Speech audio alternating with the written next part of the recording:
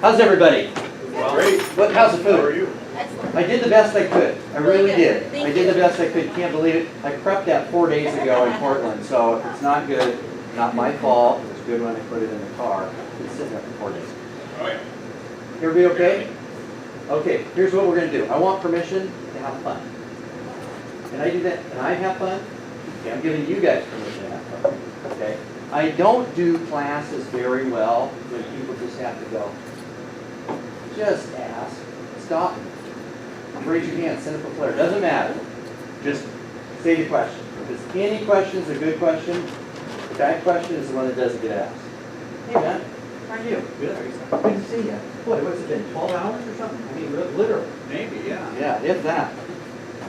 So we're going to get started. I know that's hard to see. Apologize. New deal, and it's just not very bright. So let's start. What are we doing today? What are we working on? Listings. We're working on what he's about to give you. We're working on listings today. Specifically, lead generation for listings. Honestly, I don't know that there's any good reason to lead generate buyers. Who controls a marketplace? The buyers or the sellers? Who controls the marketplace? Buyers control the crowd. Here's what. Can a buyer do anything without a seller? Nope. Not at all. I'm going to tell you, even when the market's off, sellers control the marketplace. Because if they all went off the market, we were all out of the job. Unfortunately. So be aware of that. Sellers are the way to go. Sellers are the way to go. And I only wanted to say one, and you guys, anybody been in one of my classes before? Okay, you know I'm a little screwy. You know, it was a hit on the head when I was young. CRB, CRS, GRI, what's MTL? Anybody know what that is? That's Mary DeLorean. Ka-ching. Ka-ching. 4 weeks and a honeymoon and I'm feeling pretty good. So today's objectives, understanding the seller's mindset. They do have one. We're going to figure out what that is. Knowing your target market and your prospect profiles. A lot of people don't quite understand that you have control over your business of who you decide you're going to work with. What happens a lot of times, they just jumped in the door and I'm ready to work with them. We're going to set that up a little bit better so that you can be very happy in your career in the long term. Strategy on how and where to meet sellers, that's everybody wants to know how that. Getting the appointment. When I do this, what's that mean? I got my foot in the door. So many times a day I'm going to be going, let's get my foot in the door. That's all I need to take this listing. I'm going to show you how. It's easy. It's so easy, it's nuts. It's so easy people won't do it. That's what's funny. If I made it really hard, I think people would go do it. You make it too easy, wow, that won't work. How to impress with service, strength, and support. One's you, one's the company, one's them. Okay? And what I hope we're going to get out of your plan. You're the most important person in this process. Who's the most important person in your world? Who is the most important? Who said me? You teach the class. That was a great answer. That was good. You personally are the most important person. People go, God, that sounds so selfish. Well, I can say my wife now. My wife is the most important. Here's what. If I didn't take care of me, who's taking care of Lori? If I don't watch out for me and I'm not here, does Lori, what is that? So take care of me. Take care of me first, and I get to take care of everybody else. Okay? You're very important. What you have to take to be a strong listing agent. Who is a strong listing agent in here? Who has the ability to be a strong listing agent? Who has the skills right now to be a strong listing agent? Everybody should raise your hand because you all have it. You know what it is? It's you. Right now. It's my brain. It's the ability to think, talk, to relate an idea. Understanding differentiation and why you're better than the other guy. That's what I'm going to show you. We've gone through that part before, but I'm going to show you how to incorporate it right up front. It works so well. I'm going to show you how to use it.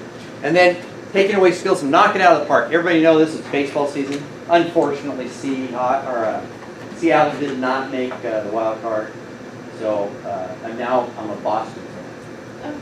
Anybody follow baseball, you'll know why. I want you to knock it out of the park. Here's what I would like you to do right now. Take a pencil and write wherever that screen that says, what do you hope? I want you to write, what do you hope to get out of today? Why are you here? What do you hope to get out of today? What do you hope to get out of today? Make it simple. Make it one thing. And it's okay to say lunch. That's what Kate put down. What do you want to get out of today? You wrote it down? Here's what we're going to do at the end. We're going to come back to it. I want to make sure everybody got what they came here to get. Okay? That's my commitment to you. So why list? Why list? Let's talk about that. Who's less than 2 years in the business? Oh my gosh. Hey. Yeah, I'm writing the news. Man. Yeah. I'm liking this. I'm liking new people don't know anything, so you're going to think I'm a genius. I love that. You ever be in the business for a couple of years and you go, that guy is full of it. Kickstart your career. Do you make more money as a listing agent? Yeah. Do you? Yeah. Yeah. Does it take less time Yeah. to work listings and buyers? Sure. Is it pretty much easier? I hate to say that, but it's totally easier. Totally easy. You want to kickstart your career? You know how you do that? You make money. You make money. People that don't make money in the first year or two of this career get back out of this. You got to make money.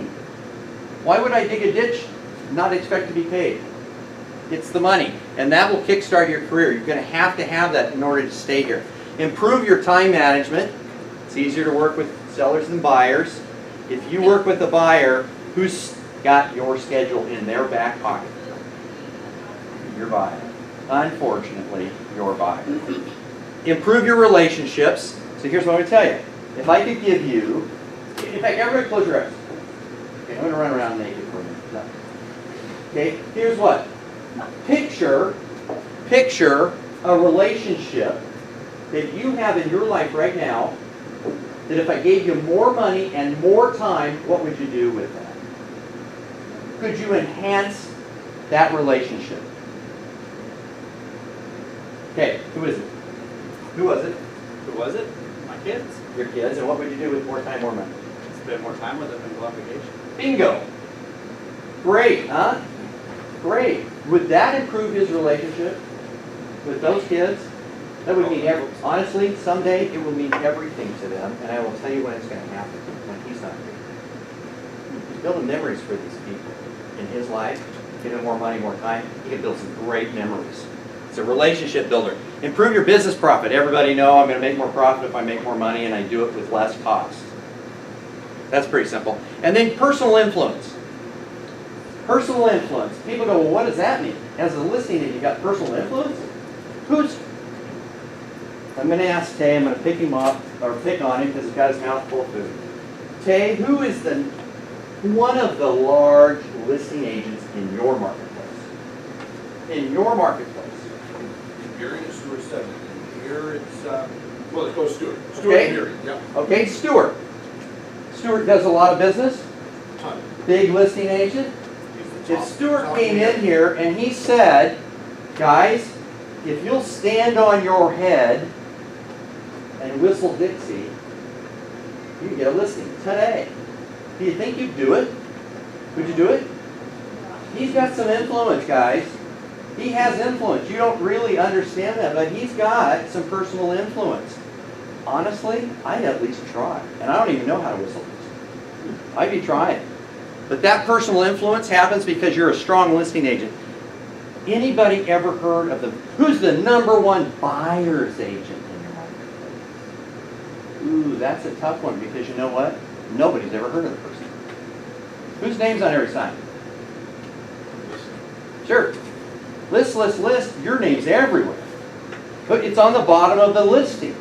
Gee, too bad all the buyer's agent's name isn't at the bottom of the listing. And it's my name and my phone number. I love that. So, if you guys can see this, I'm not ashamed to say this. This was how my very first listing appointment went. I took my best friend who got me in the business, Roger, still best friend, 42 years. Roger gets me in the business, and he took me, he went on my first appointment. In a roundabout way, he was my assistant. But what Roger would do is tap my foot, like, shut up, back up, ask another question, okay? He'd kind of tap my foot under the table. It was our clue. And it worked so great. Have you ever been on two people on the same appointment? You ever gone with somebody? Get the tap down. The tap works good. The tap works great. This is how mine went. Suppose that we may be talking about fee and real estate versus brake pads. Is trying to say is that our new brake pads are really cool. You're not even going to believe it. Like, let's say you're driving along the road with your family, and you're driving along, la-li-la, woo, and then all of a sudden there's a truck tire in the middle of the road, and you hit the brakes. Whoa, that was close. Now let's see what happens when you're driving with the other guy's brake pads. You're driving along, and all of a sudden the kids are yelling from the back seat, I gotta go to the bathroom, Daddy. Not now, damn it. Truck tire. I can't stop. Help! There's a cliff. And your family's screaming, oh my God, we're burning alive! No, I can't feel my legs! Here comes a meat wagon! Woo, woo, woo. And the medic gets out and says, oh my God! New guy's in the corner puking his guts out. All because you want to save a couple extra pennies. And to me, it doesn't. Get out. Now. Do you validate? Now. Okay. So here's what was funny. Honestly, that's how I was talking about another company. I learned pretty short after that, don't disparage the other guy. You don't have to. They don't know what they're doing. Get them in front of the seller, that will be showing up very fast compared to you. This is what Roger was doing. Oh my gosh, I thought my foot was going to come off. He was beating it so hard. It was a tough appointment. We didn't get asked to leave early, but I didn't get the listing. And I think it was, I did all the talking. I didn't take any little cards with me though. So, this is a review of what we talked about before, what the seller's thinking, what the seller wants, what you want, same thing. What is it? Sold. Sold. Money. Here's what you've got to start to think about. For sellers, okay, it's not the completion of closing the deal. It's getting them where they want to go. That's the goal. That's the important part. Getting them where they want to go. You need to figure that out. How do you do that? What do you ask? Questions. Okay? And it's the reason I kind of say that is for one of these reasons. If you ever get stuck, I have no clue what these people are thinking. Anybody ever a seller client? I have no idea what they're talking about. Sellers, just look at yourself. What do I want? Because they want the same thing. What you want, what you're going to start to learn and live, what they want is what I want. I work for them. They're going to pay me to get what they want, not what I want. Okay? Does that make sense? There's only one thing the seller wants to know. We answered this before. What do they want to know? I'll tell you who wants to know it too. It's Mrs. Jones. She's 68 years old, lost her husband, thinking about senior housing. She's walking through the house with you. What does she want to know? Whether you can sell the house. Will my house sell? Do you think my house will sell? That's what they want to know, guys. Unbelievable, isn't it? Well, no, every house sells. They don't know that. Mrs. Jones does not know that. She has been in that house for 42 years. She doesn't know that. She's wondering, oh my God, my Formica's still butcher block. Will my house sell? Will my house sell? It's purple. Will my house sell? Here's your answer. Every home sells, but your home is very saleable. I don't even know if that's a word, guys, but saleable is a great little, because people sell. You don't hear that all the time. They go, ooh, saleable. My home's very saleable. Yeah, they want to know how much. We'll talk about that a little bit. But they do want to know, but they mostly want to know, will my house sell? And that's where you can come in and bring a little confidence with you. What do they need to know? What do they need to know? What they need to do? Here's what they need to know. I will get your home sold. I will get your home sold. I will get your home sold. Here's what somebody else is going to walk in and say. I think we can sell it. I've got an idea that we could probably put this together. Maybe. Huh? Man, I don't want to work with the wishy-washy. I want somebody that's coming in here and telling me this is going to get done. That's who I want to. You know what? For the money these people pay, a $300,000 house. Can you even find one of those anymore? Yeah. But you know what? A $300,000 house, that's an $18,000 check. They want confidence. They want commitment. Because they're paying for it. They are paying for it. What they need to know is, I will get your home sold. Caution, never say, I'm going to sell your home. Because this is what's going to occur. And it has happened, and I have heard it, and I have seen it. I am going to sell your home. The thing closes, it's beautiful, you've got them in their new home, and you're doing a housewarming party. You've invited their friends, the neighbors to meet them. This is a great time. And you're standing over, you're shaking hands, talking, kissing babies, and you kind of hear over here, somebody, hey, so how'd Scott do? How'd that go? You know, that guy never even showed our house. In fact, it was another agent that brought the offer. Another agent brought the offer. Scott never even showed it. Now, how did I fall into that? I'm a bad guy. I closed, I'm giving you all the money you want, everything's happy, I'm even giving you a party. Scott never even showed our house. Well, you know what? I set up to fail. I told them I was going to sell their house. That's not your job as a listing agent. What's your job? Get it sold. And there's a big difference. There's a huge difference. Getting it sold means I direct traffic. It's my job to get people in the door. That's marketing.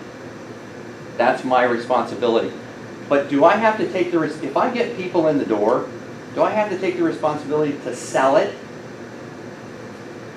What's my job as a real estate listing broker is to get people in the house. You ever wonder, God, my marketing's terrible, but yeah, we had 82 showings yesterday. And I think my marketing's off because we haven't found the buyer yet. Guess what? Your marketing's working great. So would you mention that at the listing appointment? Like, would you be like, just to make things clear on the process? Like, if it's a first time, seller or someone who's really young or someone who's new to the industry, would you make that really clear? Because like, it's my job to help your home be sold, but other agents will be bringing buyers. I illustrate here's how I work. I'm in a organization with 5,000 members. And we run it, this is all we do for them. We're all very good at it. They are the people we need to get into.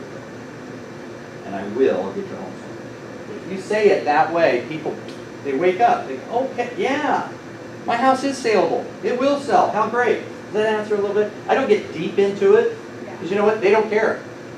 We'll talk about that. Don't get into the processes with your people. Get into the results. They need to know, I will get your home sold. And it's not, I think we can.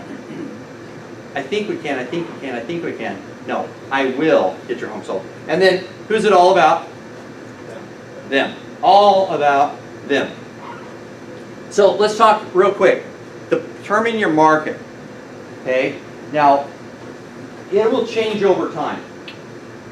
Early 90s, I was doing a ton of new construction. Ton of my clientele, I wanted to be builders, developers. And that's somewhat who I targeted. I went after that. Well, what happened in 07, 08, 09? Boom! Gee, I don't want builders, developers. They're going broke. They'll take me down. I don't want that. Let's retool. let's go get some REO business. Had a bank, had a credit union, had a finance company, and they had 18% interest on their stock. Holy crap. And it was coming back left and right. Scott, got another. I was going to call every 3 days. It was just amazing to me. But you just retool. Figure out who you want to work with. Almost more importantly, who do you not want to work with? Who do you not want to work with? I'm going to tell you my personal, I have a guideline. Don't work with jerks. Life is too short to work with a jerk. You get somebody that's a jerk, guess who's going to get jerked around? You. And standing up to a seller and going, hey, you're not going to jerk me around. How far is that going? Okay, be careful with that. What are my standards of conduct they have to meet? Okay? Oh, gee, you're a child molester? Okay, I'm good with that. We can, I see you got an ankle brace on, bracelet. Does the police station directly, or does it go through somebody else again? I have to somewhat kind of think, who don't I want to work with, and what are my standards of conduct? Classic example, I'm walking through a house with a guy. All cops should be killed. Our government's going down the tube. We should kill all of our politicians. Public oh my God, I was just like, oh my gosh. He was a Vietnam vet, and I really believe he got too much Agent Orange or something, because he was crazy. And I thought initially, I'm not going to work with this guy. He's costly. I'll go home and want to kick the dog. I don't even have one. I mean, holy smoke, this guy's crazy. Well, I admitted I was going to do a CMA. Great. I went back doing the CMA, and I get through price, which for my reports are pretty early, 3rd or 4th page. I go through price, I go through net. And I shut the book. I don't want to go through marketing. I want to get out of here. I committed, I give him this, and I'm going to leave it with him, but I don't want to work with this guy. And I said, in the sense of customer service, and I still have a duty to this guy, I'm too busy to do this really well. We have a very specific type of property. I'll tell you what, I've got a guy that's an expert right here. I mean, like in your 5 streets.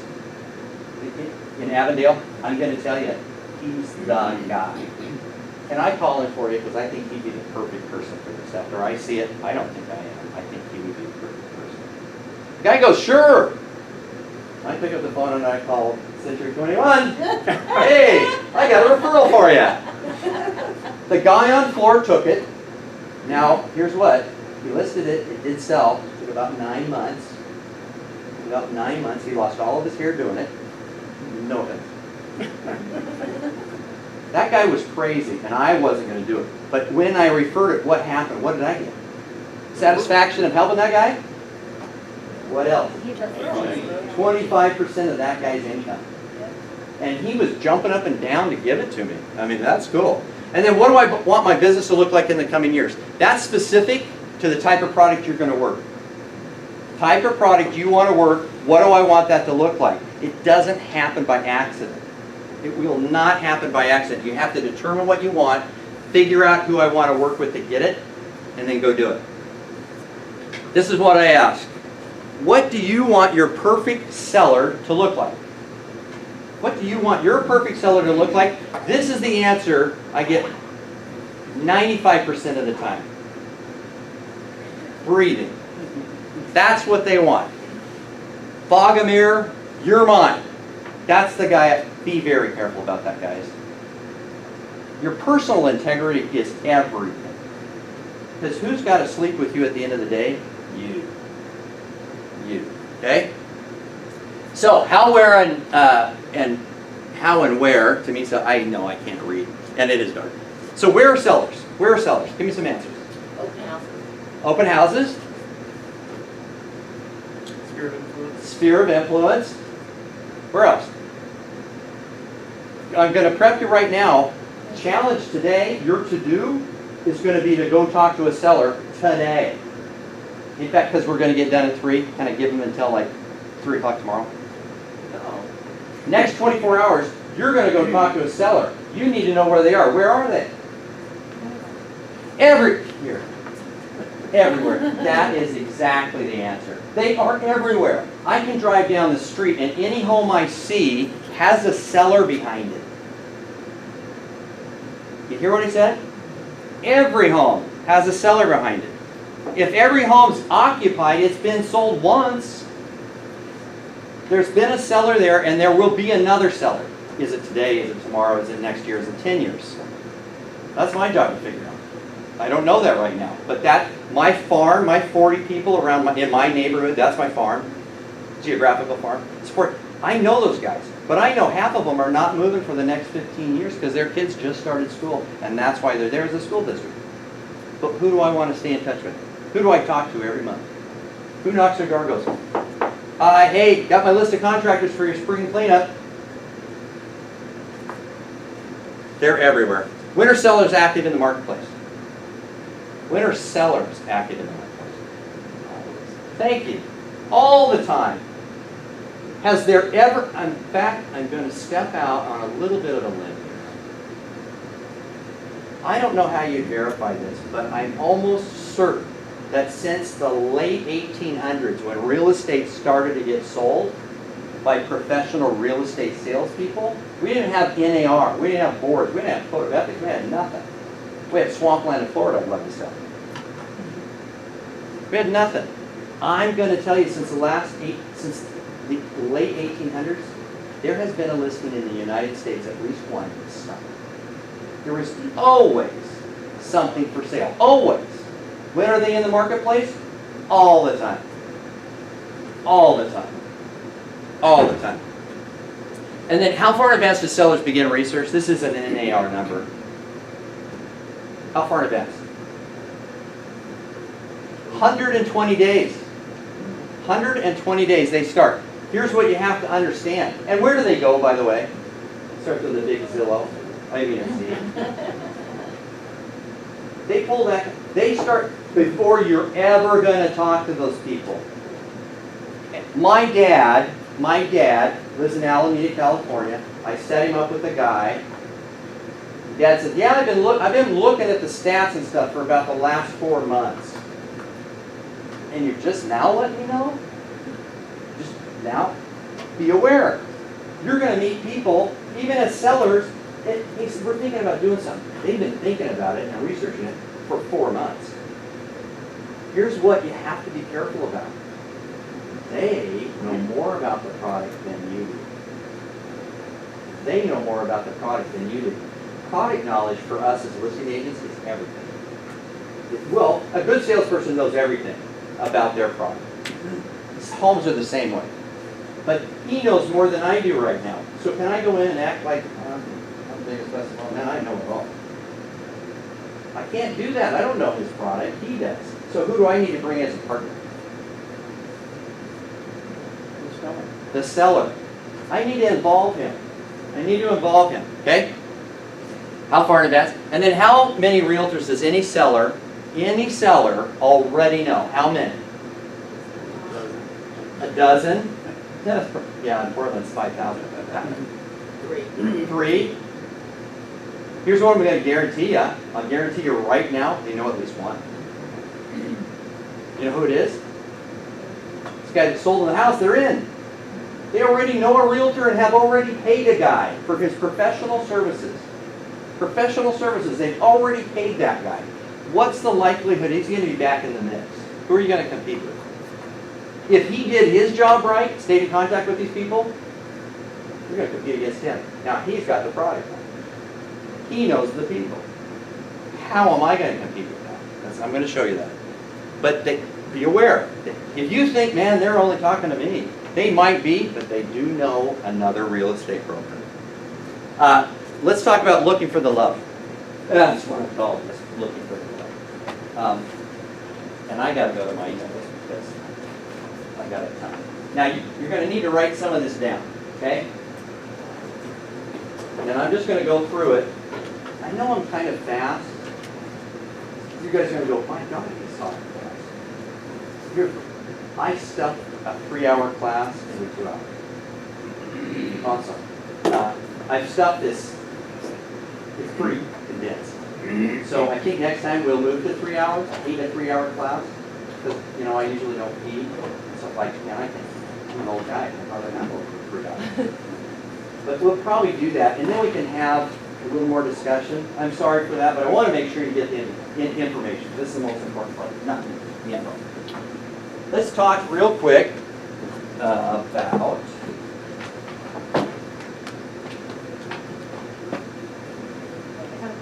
oh, there it is. Thanks. Okay, let's talk real quick. Open house weekends. Who does open houses?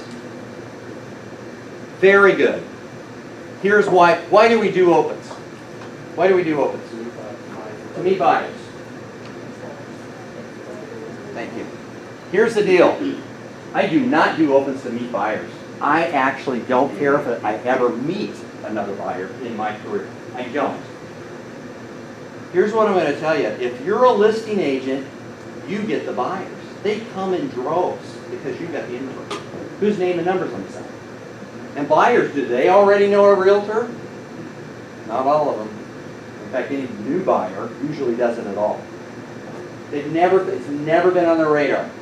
You may be the only guy they ever talk to. Only guy. Open house weekends, I don't go for buyers, I go for sellers. My radar's up for sellers. If you're a buyer, I'm probably not even see you. Okay? Now, if a buyer goes, hey, we really love this house. You know, could you help us with this? Well, what am I going to say? No, you're not a seller. Okay, forget it. Of course I would. You know, about 25% of my business has been buyers. A lot of that is I sell my own stuff, but it's buyers. I can't turn them down. That's how I put my kids through college. Buyers. What happened in 08, 09, 010? How did you get a paycheck? What did you have to have? A buyer. A buyer. That was the only guarantee you were going to get paid, is to get a buyer that wants to buy. The sellers, wasn't happening. Now the market's shifted. Now you want a paycheck, what do you go to? Get a seller. Get a seller. See how the market kind of changes? Is it great market for both though? It's a great market for both types of people. So, open house weekends, I'm going to give you a couple of tips.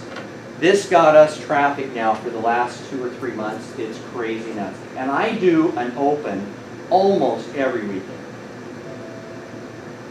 It's kind of funny because somebody said, well, you go to church at noon? You're always like noon to 3. You go to church. I go, no. No, I'm open house, man. That's my church right now. Because I'm open house every week. I love it. That's how I get a lot of leads. That's how I get a lot of leads. Here's a couple of tips for open houses. Don't do a subsequent one after the first one. Don't go the second week, third week. Don't go hold that open. I'm going to tell you why. Most of the people that are sellers, potential sellers, that are going to walk through that home, live in the neighborhood, right? They don't do it on the second one. They all came through the first one. If you want to try to meet buyers, go do the open. I'm correct. But I don't spend my time doing that, because I know as soon as I get that listing, my phone's going to start to ring with buyers. Does that make sense? Be aware, sellers are walking through and we don't even recognize them, because they don't see buyer on it. Oh, you guys are in the market to buy a house? No, we want to sell a house. Who would ever say this? You've got to ask the questions to figure that out. Here's the big one. So, on Saturdays, any open, well, normally these are my own listings, but any weekend, on Saturday morning, between 10 and 11, that's the hours I kind of like, especially in the spring, garage sales, people are cleaning up their yards, blah, blah. I love that time. I take a flyer, I'm walking around, hey, wanted to invite you, we're doing an open house, maybe you saw it's for sale now, wanted to stop by, we're doing a coat drive. If you've got coats you're not using, don't toss them, take them, bring them down, because we're going to get them in the hands of the homeless. We'll do that. Just bring them down to the house tomorrow. Well, we get 50, 60 coats. People come in droves. This is what, I got a listing off of this. This is a month and a half, 2 months ago. We just listed it. It took us that long to get it on. This is what he said. We were talking and blah, blah. Yeah, we were for sale, but it didn't sell. Now, really, were you listed? He goes, yeah, but you know what? Our guy never did anything like this. I was saying, just collecting coats. What do I want? What am I doing the coat drive for? the homeless first. Secondly, I want the traffic. And all these people who own homes in the neighborhood, I want to talk to them because they are going to be sellers. Okay? Coat drive, it will blow your mind. It will blow. I take my truck, I park it in the driveway, I put the bed down, I say, just throw it in the back. And this is the time of year, if you're going to do a coat drive, you're going to get these people to come help you do that, now's the time. In another month, homeless are going to freeze to death because they don't have coats. Because in the summer, they toss them. They're gone. And the crap we see laying on the road. Because you know what? That's just something extra I got to carry around. And they're going to kick me today, so I don't want to kick them. They don't have coats right now. Get some coats. I do volunteer work every Wednesday. You go down there, I'm telling you, in the middle of winter, guys show up in a t-shirt. Well, man, what are you doing in a t-shirt? I didn't have a coat. I don't have any money. Can't get to Goodwill. Whatever. Hey, go look in the back of the truck. Take what you want. It's wonderful. It's wonderful. Make sense? Okay, open houses, great. I wish I could. I don't, and it's probably something I should have kept because I keep pretty close track of my numbers. I should have figured out how much business have I ever gotten because of open houses. It's huge. It is just huge. But do not go looking for buyers. Think. These people, if they live in the neighborhood, they likely own the home. They're sellers. Okay? What could I give you? So here's what you're going to get. Open houses, another great. You're walking around, hey, we're doing an open tomorrow. By the way, I wanted to give you my preferred contractor list. It's got my landscaper, my painter. These guys will give you preferential, they'll show up when they say they're going to show up, and you get a little better pricing, because I use them all the time. And they've committed to do that. So if you guys want to use that, it's here for you. Bing. And this is what I heard this morning. But I don't have a landscaper. Okay, I don't have a car, but I need to drive. So what do I go get? A car. I go get a car. What would you do if you didn't have a landscaper? Go get a landscaper. Go get a painter. Go get an electrician, a plumber. They're terrible, by the way. Roofer. Okay, get these guys and put together your little, you're going to see it, a B2B network. How can we refer to each other? I get referrals from my landscaper like crazy. Because he gets called, hey, we need you to come clean up, Miguel. We're going to do the big sweep. And when he did it this spring, I got like 3 referrals in April. Scott, I think these people are getting ready to sell. I mean, they're doing a bunch of stuff. Oh, that's great. I go, I knock on the door as a part of just walking around. Knock on the door. Now, they're in my market area. And I say that. Hey, you guys are in my market area.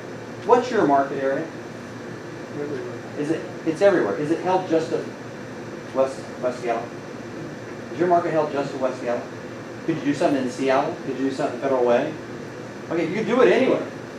Go anywhere and talk to those people. Knock on the door. Take something with you of value. Your sphere. I hate the word sphere of influence. SOI. I never even knew what that meant for so. It's an SOI. I thought it was a special kind of CNA. Sphere of influence. Here's what. Do those people care about you? Your family, your friends, they care about you? They want you to be successful? 100%, unless one of them's a real estate. Of course they do. Talk to them. Let them know, I need your help. I really appreciate your help. You guys know anybody that needs my help, call me with their name and number, I'll take care of them for you personally. I will take care of them for you personally. Now that means something, doesn't it? That means something. You're going to do it. You're not going to pass it off. You won't give it to an assistant if I don't have one. I'm going to take care of it personally for you. Well, you know the person they know, do they care about them? Sure. And do they want to slough some guy off on that guy? No, they don't. They want somebody that cares. And my sphere will help me do that. But here's what I got to do. I can't just osmosis think they're thinking. What do I got to do? What do I have to do with my sphere to make it work? Stay in contact. I got to talk. I got to meet and greet. Hug, kiss babies. That kind. I don't know why I say that. B2B networking. Talked about that a little bit. Get a group. Who's in a B2B? You're in a B2B. Tell me about your B2B. It's an evergreen group. We meet once a week and we refer clients to each other, please. So what type of people are in your group?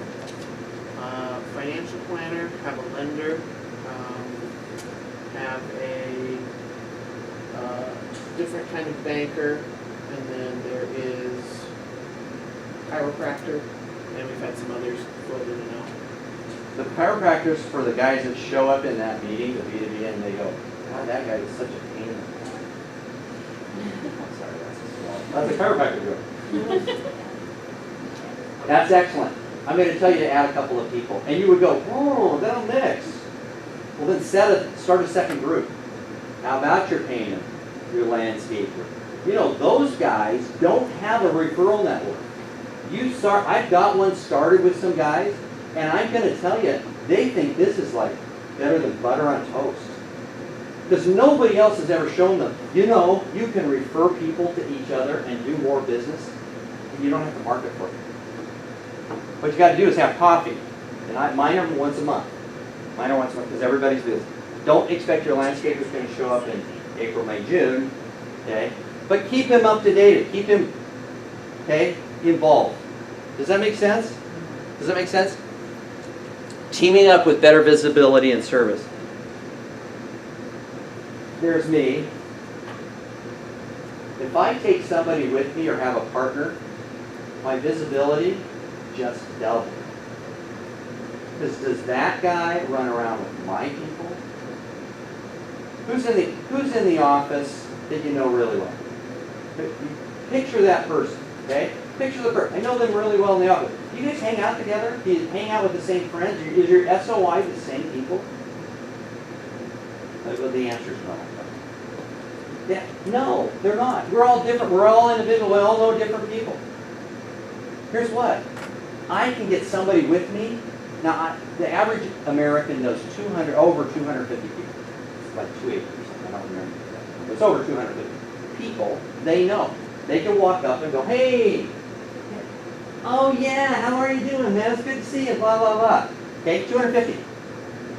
I know 250. How many people do those people? Each one of them know. 250. What's 250 times 250? It's a lot. It's a lot. Okay? It's like 100,000 or a million or something. It's just giant. But here, guess what? When I add somebody to me, we just went to 2 million. We just went to 2 million. Now, I don't have a business partner. Okay? I don't know. But my best friend, Roger, and Roger works for Better Homes and Gardens, which is a little weird. But we don't partner our business, we partner projects. So you'll many times we have a guy, he does about 100 condos, about 100 units a year. Lot of stuff. We partner those projects. Because one guy, honestly, could not handle it alone. We'd have to pull in a whole bunch of people. We don't like doing that. We like selling it ourselves. And so we partner. Well, here's what's weird. That end of the project is his sign, this end of the project is my sign. They don't like Berkshire, they're calling him. They don't like BHG, they're calling me. We got 2 chances to capture these people. 2. Now, we can partner work, which is great. I could take a 50-unit plex, and I could do it all myself. It'd be about the same, which is great. Wouldn't you like 50 units? That's fantastic. But we can do 100, and we can show people we can do 100. Because there's 2 of us. It's teamwork. And it works so well. Be aware that there is someone in this office. There's you, and there is another person in this office that would jump at the chance to work with you on a project. On a project. Find them.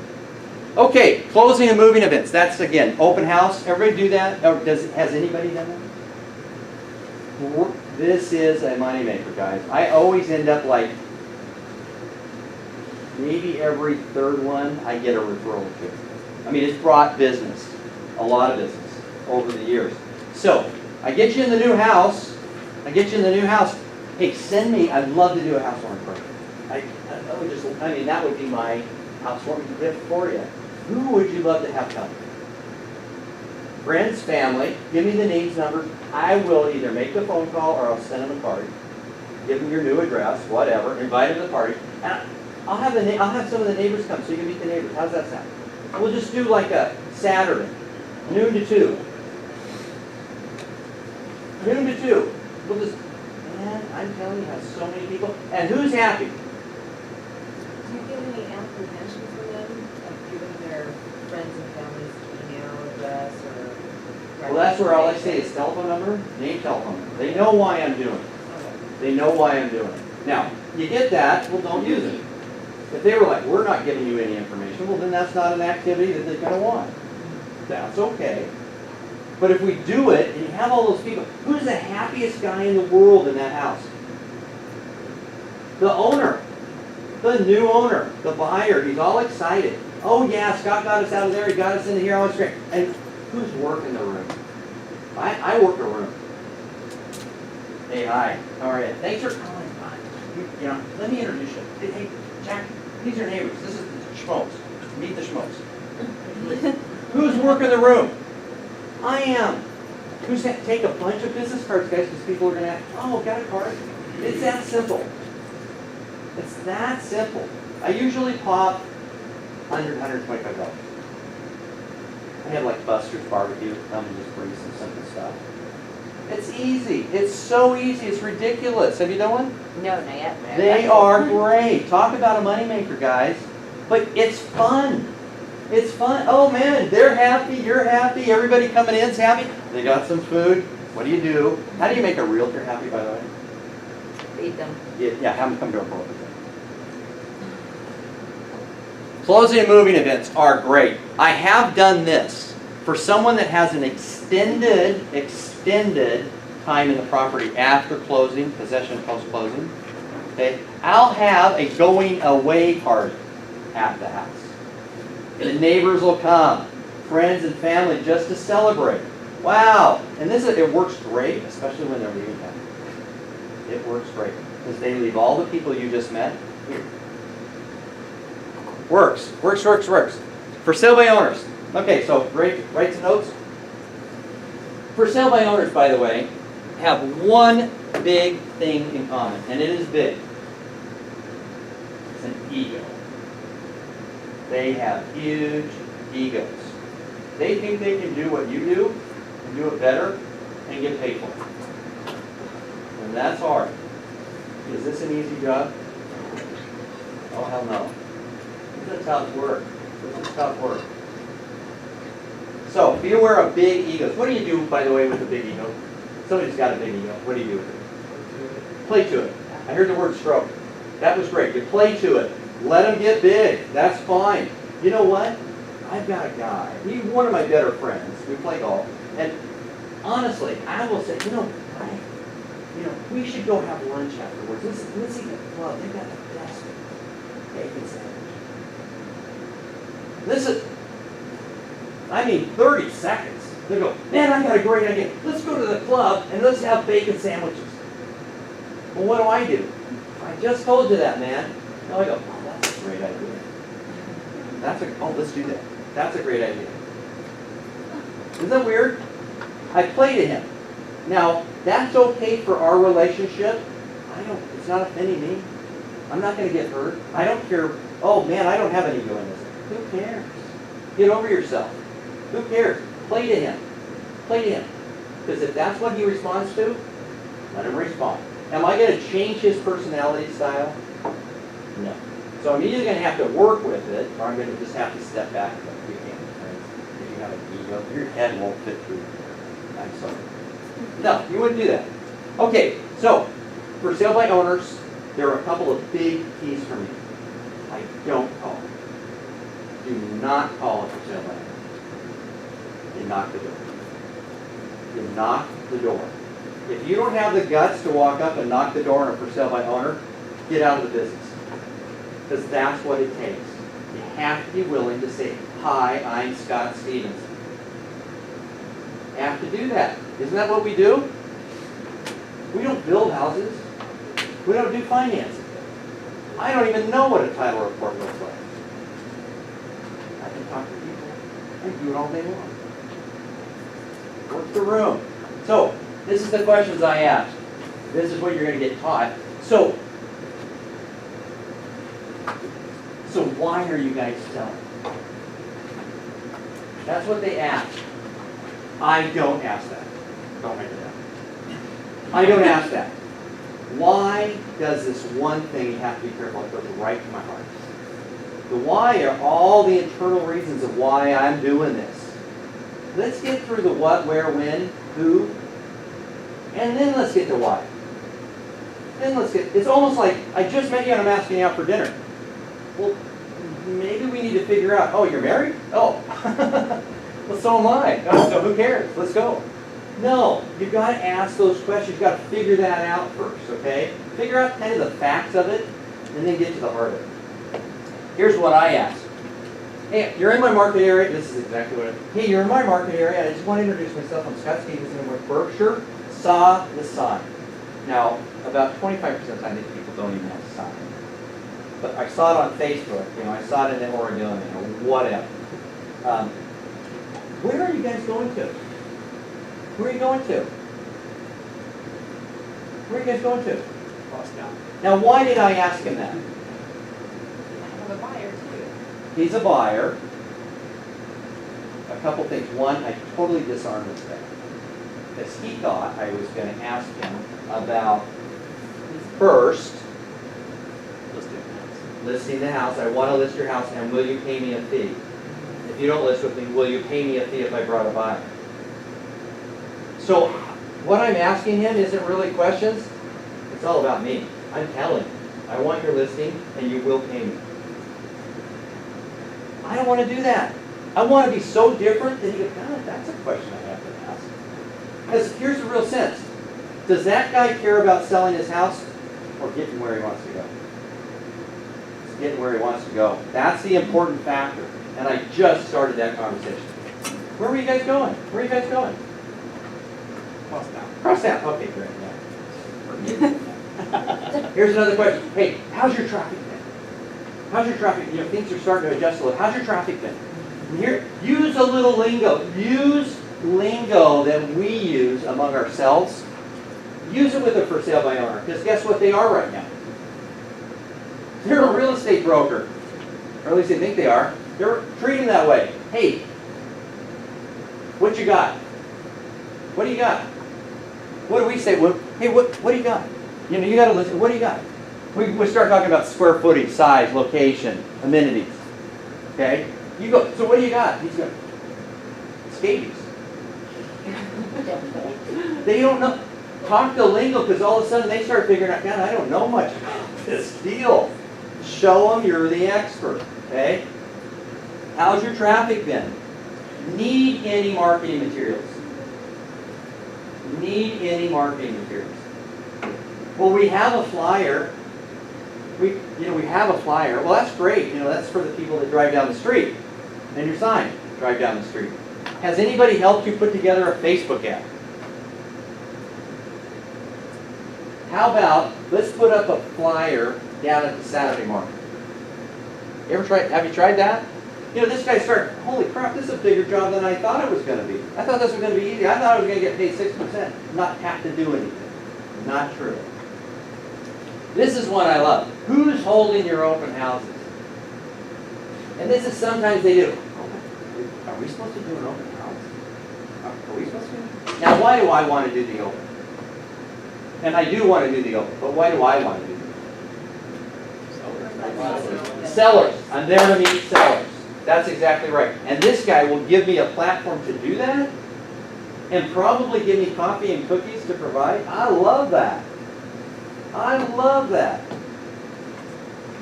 It's called, we used to call it a one party. If I had a buyer, you're for sale by owner, or even not, but I would go, hey, I've got a buyer for this, here's their name, here's their qualification sheet, and I'd like to show them your house. Would you pay me a fee if I put the deal?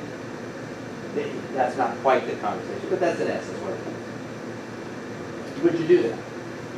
Well, that was the one party. What happens if I don't have a party?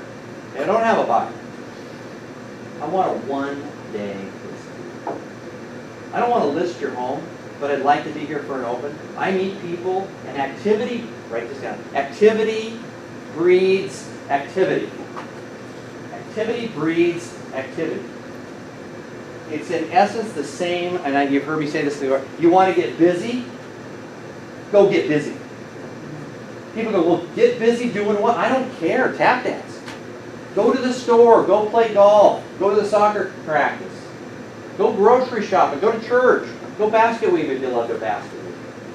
Just do something. It does, activity breeds activity. And I say that to people and they go, oh, didn't know that.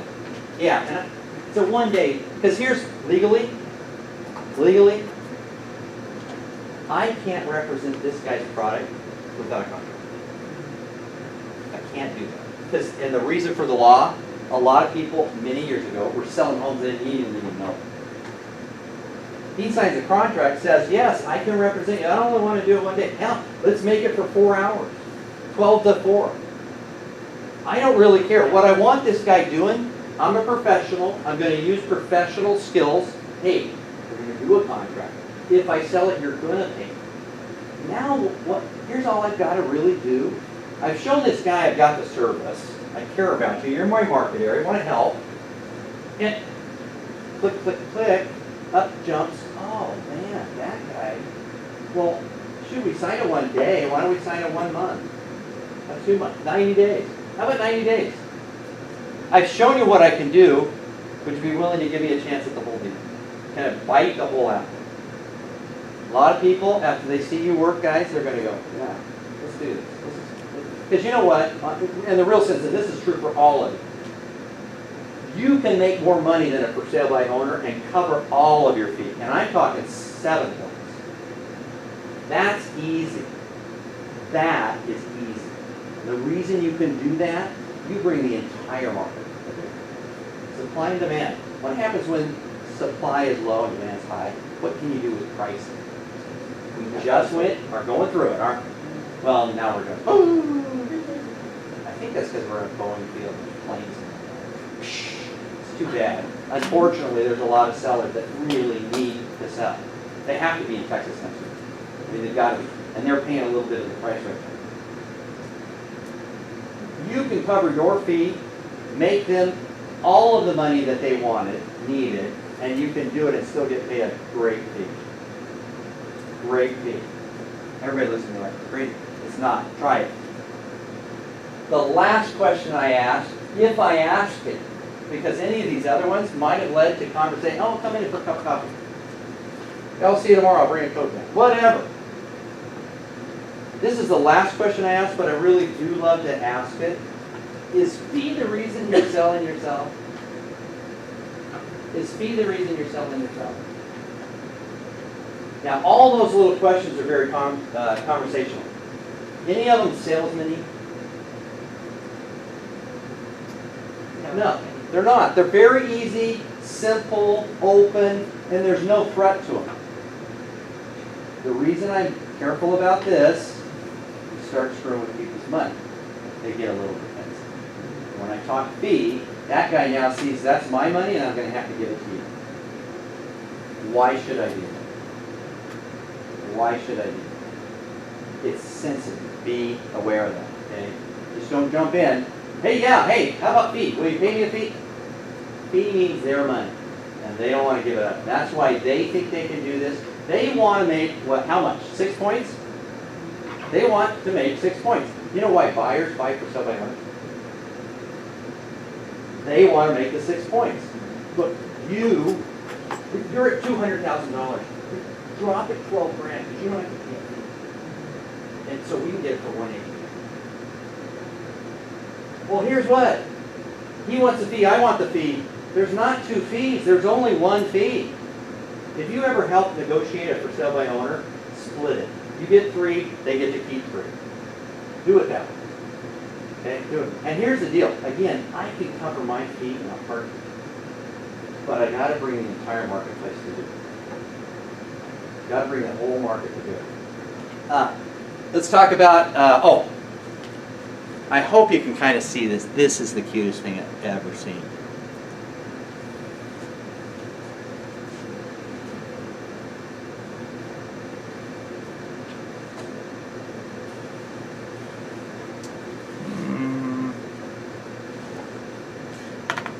sorry. Let's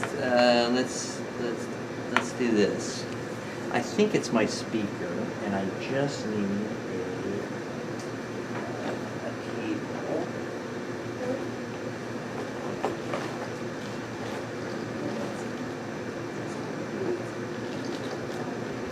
Did it run out of battery? Yeah, I've got it plugged into my laptop, but it's not the same. It's not the same. Well, shoot. I have a cable in my office for it. So what I need is the little tiny connect. You can see it here. Yeah, I have one of those. Oh. I have no cable for it. Oh, you do? Yeah. You're great. You can plug in? Oh, you're great. He's going to save us. So I'm going to go on. We'll come back. Can I ask you a question? Yes. About this then? What if, when you find yourself in a situation with the for sale by owner when they're insanely overpriced because they don't know what a competitive price is for them? That's right. They guessed, or they went to Zillow. Yeah. So I never talk about their price. I never talk about their price. Okay? Because that's theirs. They own that. And I don't want to, it's wrong. All I did is told them, you're wrong. So the way I usually would set that, again, I don't really care what the price is on the, oh great. This guy. Is that the one that doesn't work as well? This is because it's plugged into my computer and I'm sure it's not getting enough power. Oh, so you need a power adapter? Yeah, I got it right here. Oh, okay. Oh, shoot. I could. Yeah, that can plug in too, as long as your wire's good. Okay, I'm sorry. Hey, I do have the fix. I am smarter than I thought. So I don't want to attack their price. I don't want to talk about their price. How do I find out, or how do they kind of find out that their price is not the right price? That's right. Hasn't sold yet. How's your traffic been? That's going to be your answer. How's your traffic been? We haven't had any. What do you think the issue is? Price. That's kind of what it all comes down to, doesn't it? Price. You know, I'll tell you what. I don't know whether your price is the right price or not right price. I mean, honestly, I'd like to take a look at your place, but I'd love to put together a complete report of value for you. You know, and that'll give you some really good basis on how to price your home, because that's his job. Is it always his job to price his house? For us, it is always their responsibility. It's not my listing, it's theirs. Hopefully, I've done everything to show them you can trust me that what I'm telling you is the truth. And I'm going to go... So let's try this again. Are you excited your parents listed their home? Yeah, Why? I don't know. Did they list with a realtor? No. No?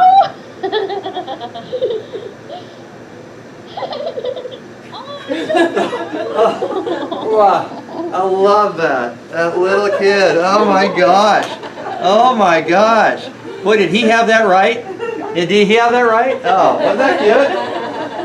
It's almost like I want to put that and send it to every for sale by owner right now. This is what's going to happen to you. Okay, let's talk about expireds real quick. Okay? Be aware of one big thing. They hate realtors. They hate them. They hate at least one. They'd like to shoot one. They'd like to bury him in the backyard, one. Okay? Be aware of that. You didn't get the job done. Did not get the job done. I start talking to an expired. Now, expireds, I call. Expireds, I call. I do not walk up and knock on their door. I call. The for sale by owner, it's like he's got a grocery store and he's opened the doors and told me he's open. That's a for sale by owner. Are we always open when we have a sign in the front yard? We're always open. That's why you go to the beach and still be in business. This is a cool business. Well, so is he. But an expired, different. Okay?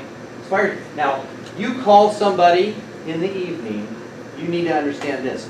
You're an intrusion. You have just screwed into my evening, buddy. And I was watching the Mariners kick butt.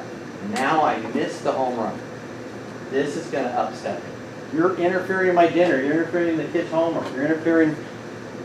who knows what, but you're interfering with it. Okay? You're an intrusion. I like to call. And here's who I call. Okay? I'm gonna warn you about this. Anybody really hardcore work for sale by owners and expires? Anybody in here? Okay. I got a guy in Portland, Nathan Jones. Nathan, great guy, really like him, nice guy. He's got a podium. He's got a headset. He's going to call 100 people today. He does not go home until he has called 100 people. 5 days a week. 52 weeks a year. This guy's crazy. Okay? He did like 78 deals last year, and he did it on one that expires. That's the hardest work in the world, right? And he's just now, I've almost just now got him clued into, what'd you do with the names and numbers for all those people in your career? It could have been client. Yeah, Nathan. Yeah, buddy. I'll tell you what, you don't want them, give them to me. I'll take care of them. I'll actually pay you 25% on not everyone. We're going to talk about that. I call expireds, and I just go, hey, you're in my market area, and I just wanted to know, where were you guys going if you'd have sold? Where were you guys going if you'd have sold? Now, again, that totally disarms them. That's not a question they've heard. And the day they expired, how many phone calls do you think they got? Oh, easy. In Portland, it's huge. It's giant. It's ugly, is what it is. It's ugly. So that's my little discussion. That's where I start. The other thing I like to say, I don't want to list your home. I just like to help get you where you just told me. I'd like to get you across town. That's my job. You guys need my help. I'm here. I'd love to send you a complete report of value. Would you find that any benefit? Because here's what. You haven't been on the market for 6 months. I do not call the expireds that expired yesterday. And I do the ones that expired last week.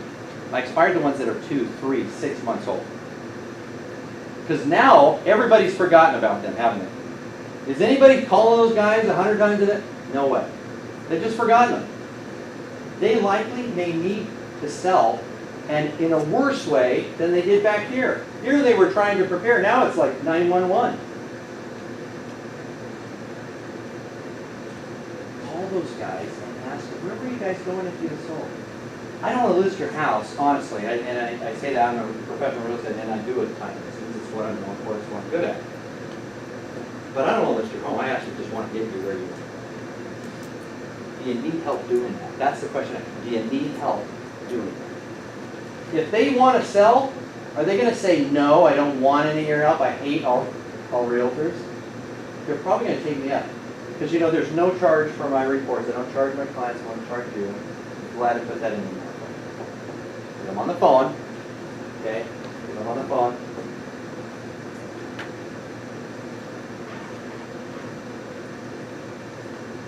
I don't want to list your home. I just want to help get where you want to be.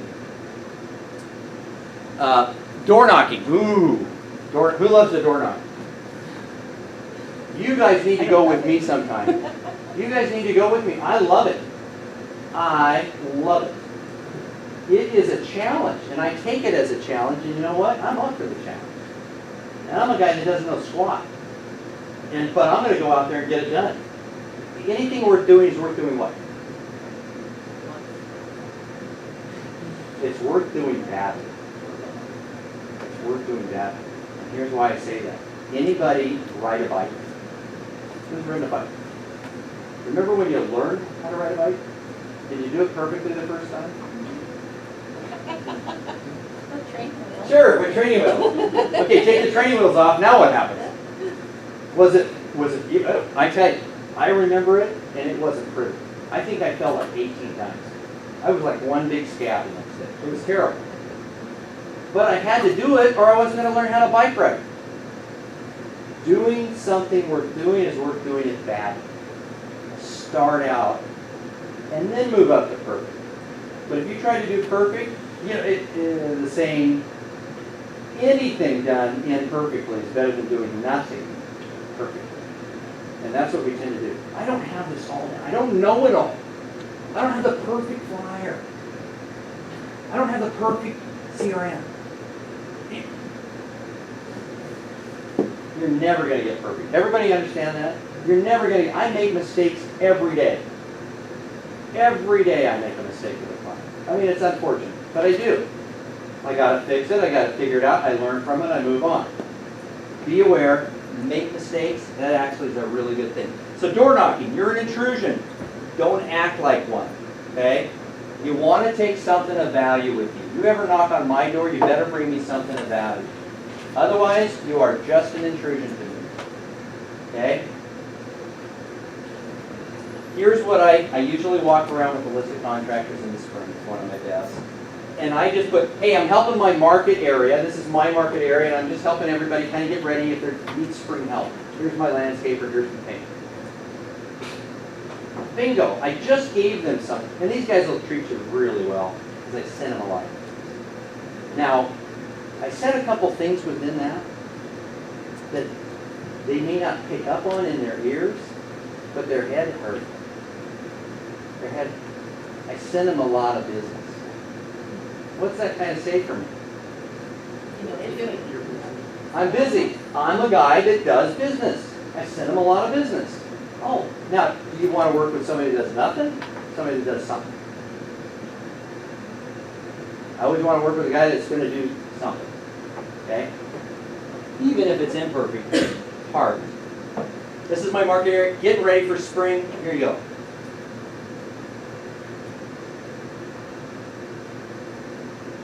Bring something of value. Somebody asked, I do have a geographical farm. I've shared this with you before. I have 40 houses around my neighborhood, and it's only 40. Swear to God, if somebody asked me if I put one extra on, hey Scott, we want to get it, and then I'm going to have to kick somebody off. Because 40 is doable. 41, 106, not doable. And I don't want to do not. I want to do. And I do by keeping it manageable.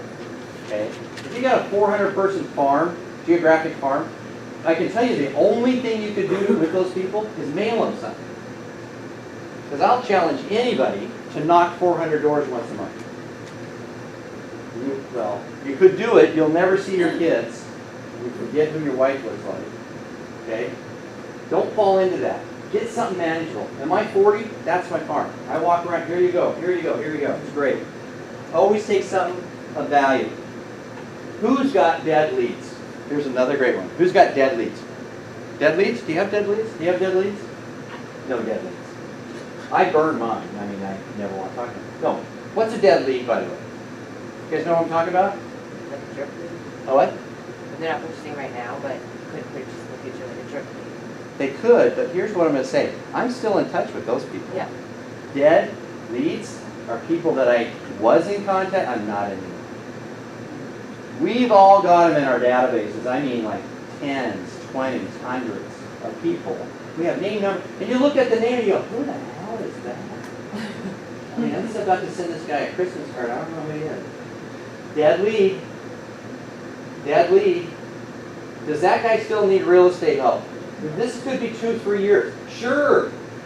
Sure. But I'm not going to pick up and call him for 2 reasons. 1, I don't work dead leads, and 2, I'd be so embarrassed because I haven't talked to the guy for years. I wouldn't want to do that. So here's what. I'm a new person. Can I have your dead leads?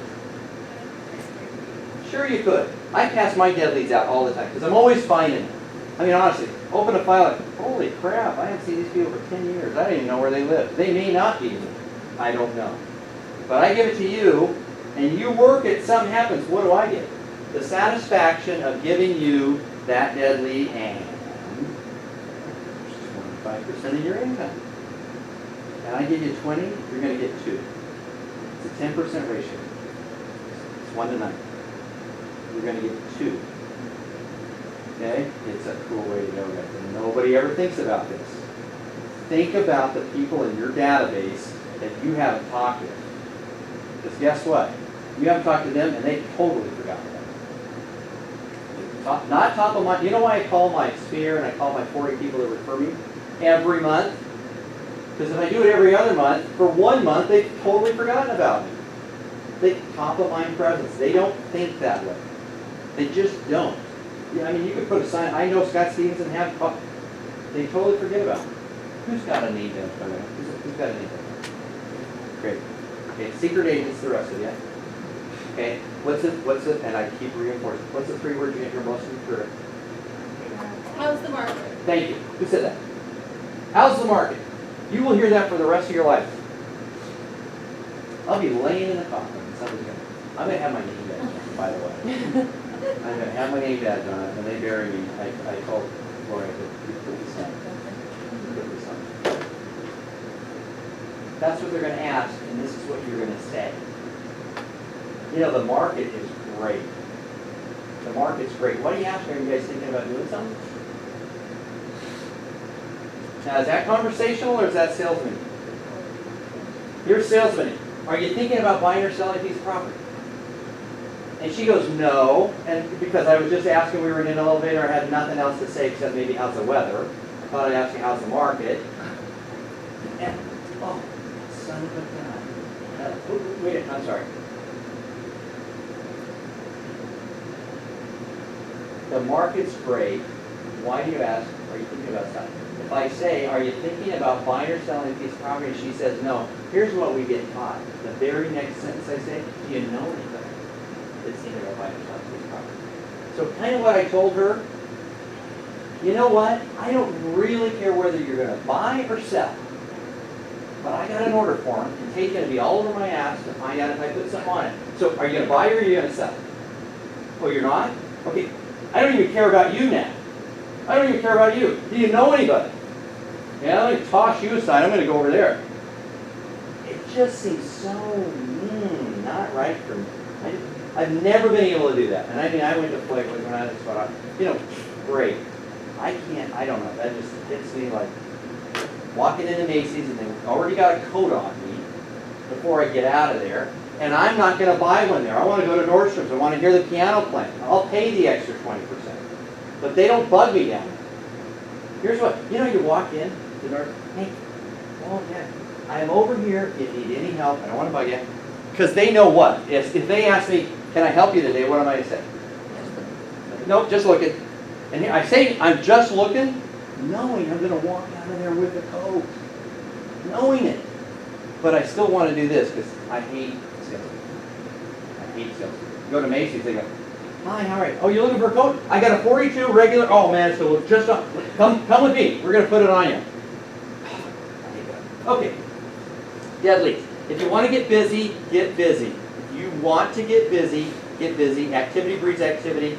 And the best 3 words I've ever learned in real estate: do it now. One of the most successful, Randy Ingfer, one of the most successful, he's retired now. One of the most successful agents I've ever met. Randy was like top in the city a number of different times over his career.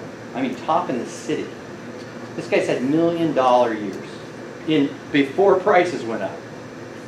He's great. And I said, Randy, we worked together and asked him, I said, hey, Randy, what's the secret, man? What's the secret sauce? He said, 3 words. Do it now. That's what he lives by. And that's how he gets that kind of business done. He doesn't go, well, I'll get to it tomorrow. I'll do that next week. I'll get to it eventually. Do it now. This I really like. This is door knocking, guys. 101.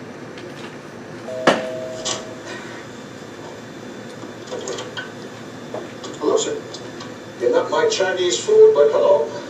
I'm Walter Bansky. I work at Downey Hills Real Estate. Oh, pish posh. Just wanted to give you my card. If you're ever interested in putting this house up for sale, you do very well. It's a seller's market right now. Really? Oh, yeah. I assume you already own. Well, I'm certainly not some old man who lives in the basement. You set up an open house, this property, practically sell itself. Well, what do I need you for? I love that, man. Don't fall into that little trap. Do not fall into that little trap. Let's see. So, door knocking, probates and divorces. I'm not an ambulance chaser, but I end up in a lot of estates and I end up in a lot of divorces. I think I know why. I couldn't prove it. There's no empirical data that would show you this is the reason, but I really do care about people. I really do have a heart. And I think people respond to that. You're going through one of the most difficult times, sometimes the most difficult time of your life. You need somebody that's going to come alongside, hold your hand, give you a hug, and take care of what you need to get done. I think that's why I did that stuff. You need to call Scott. Because he's got heart. Because he cares. And he'll spend the time and do what he needs to do to get your job done. Probate and divorces. So you can get probate and divorces lists. I would never call them. You know, you've heard me talk about it. My mom, you know, she's 82, lived in Portland for 40 years. She's back in California. My mom calls me with a referral nearly every month. She's on my 40 list. Nearly every month. This is how she calls me. Scott, you need to call Mary Jane. Really? Yeah, she's going to need to move. Jack died yesterday. Oh, Mom. Can we let him, like, maybe get cold first? I don't know. I mean, let's bury him.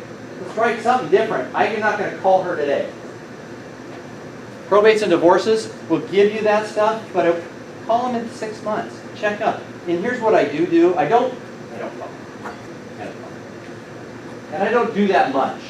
I will tell you, that's kind of maybe that's the last thing I'd probably work on for me. But with that, I'd probably knock the divorce. If you see in the tax record that name's the same as the person that got divorced, they're still in the house. I'd knock the door. I'd knock the door. Because I'm working the neighborhood. Go knock 10, 20 other doors. But make sure that's one of them. Okay?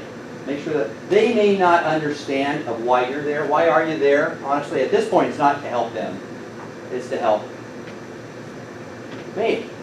It's to help build my business. Because I don't know if they need my help yet. The only reason I'm there, I'm prospecting. I'm lead generating.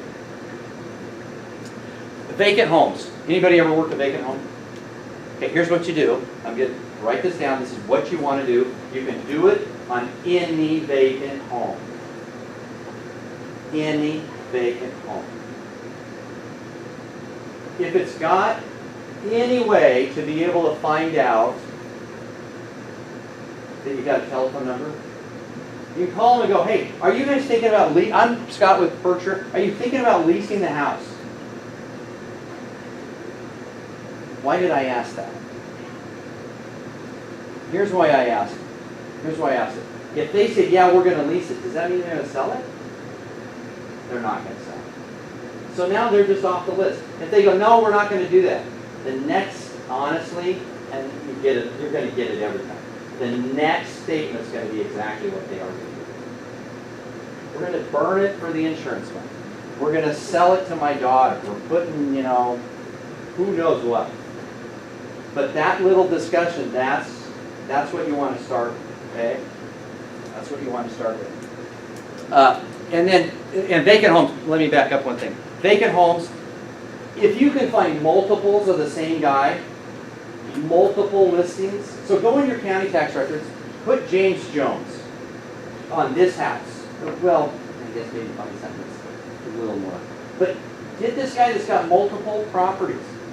I did this a couple years ago and it worked. So I got his listing and I got another listing from him. He referred me to a guy. I got like 8.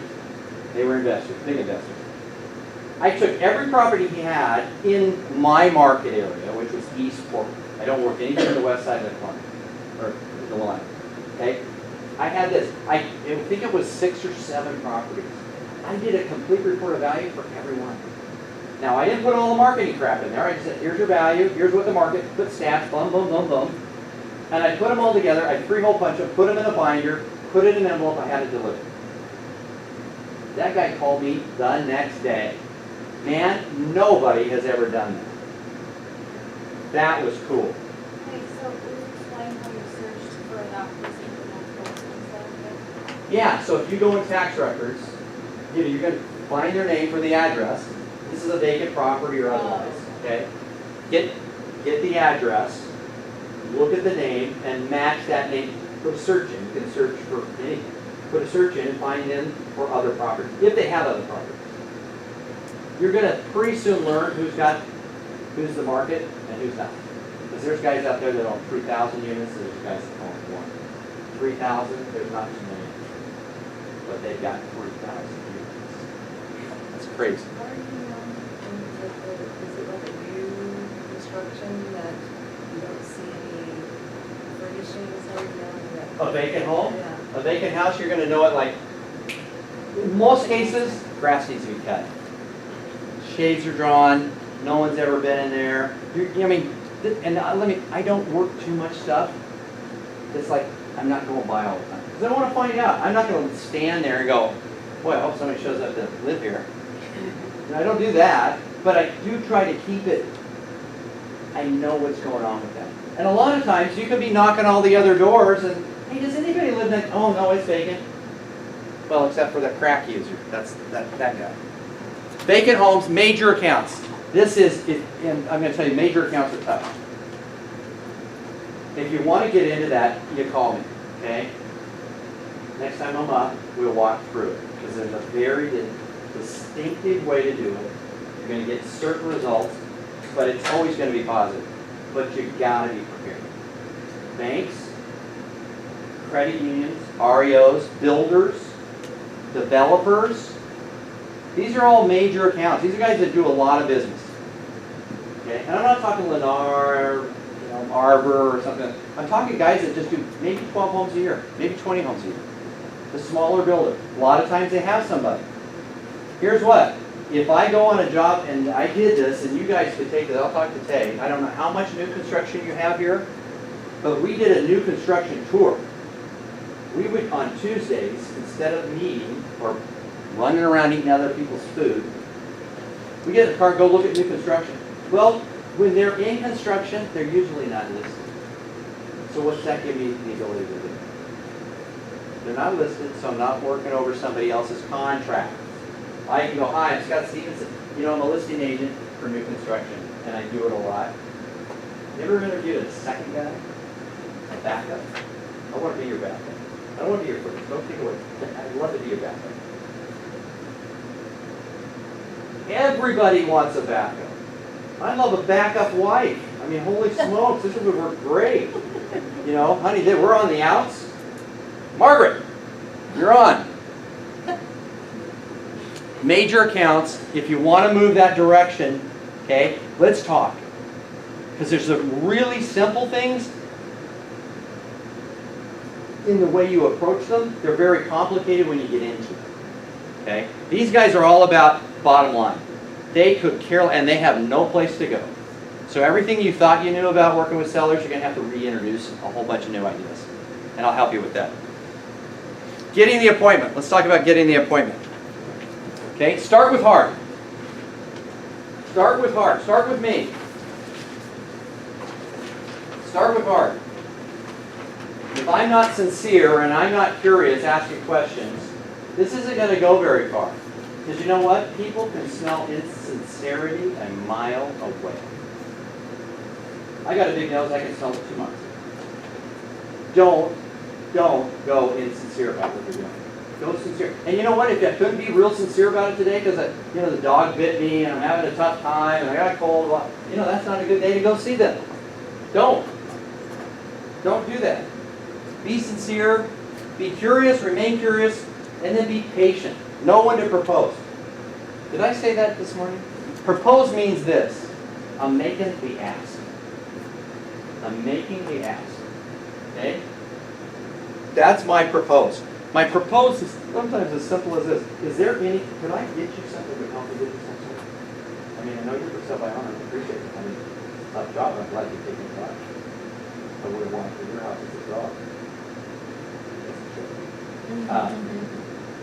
Is there anything I can get you? Is there anything I can get you? Just simple. Just, you're offering yourself. But make an ask. It doesn't have to be, will you list your house with me? Can I list your house? It doesn't have to be that.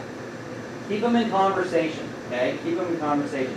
I will say this. If you keep people in conversation long enough, they will ask. They will ask. Do you want to list my house? They'll ask, honestly, because most people, what they want to just let's get through this thing, let's get it going, let's get it going. If you don't ask, the answer is always no. Everybody understand that? The yes question is the question you need to ask. The one you don't ask is always no. So, let's engage these people. Start with a smile.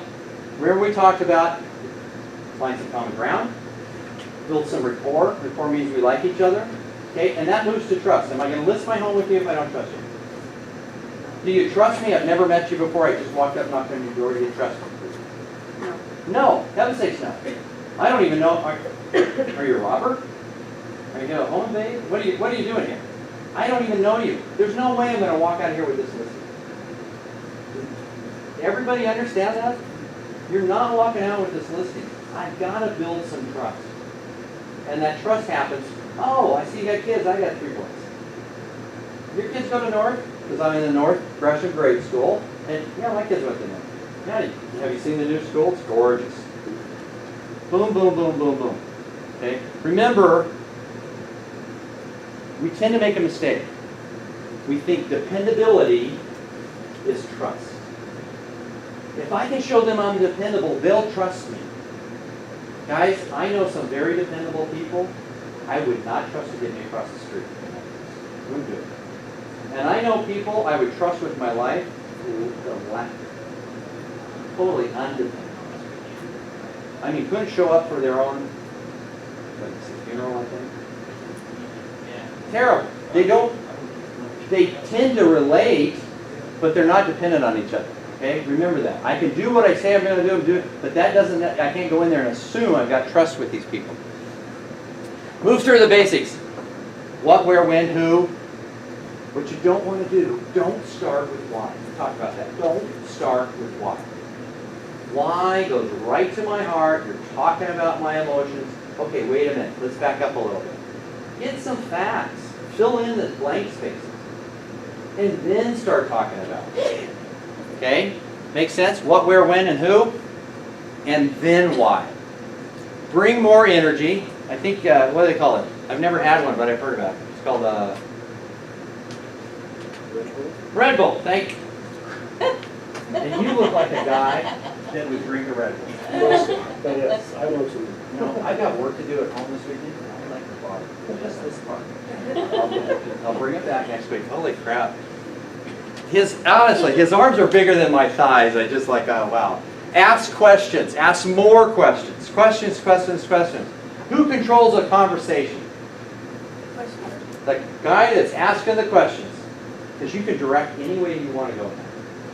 I get to direct traffic in this conversation because I'm asking the questions.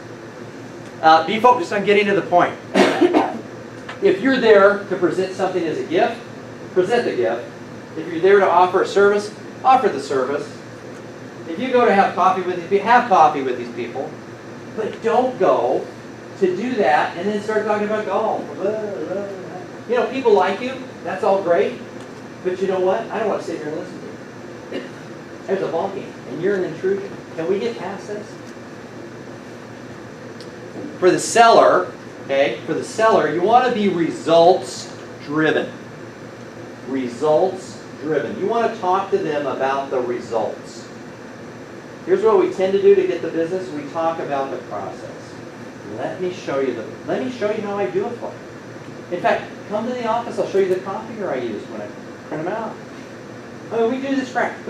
The process. You know what? They don't care about the process.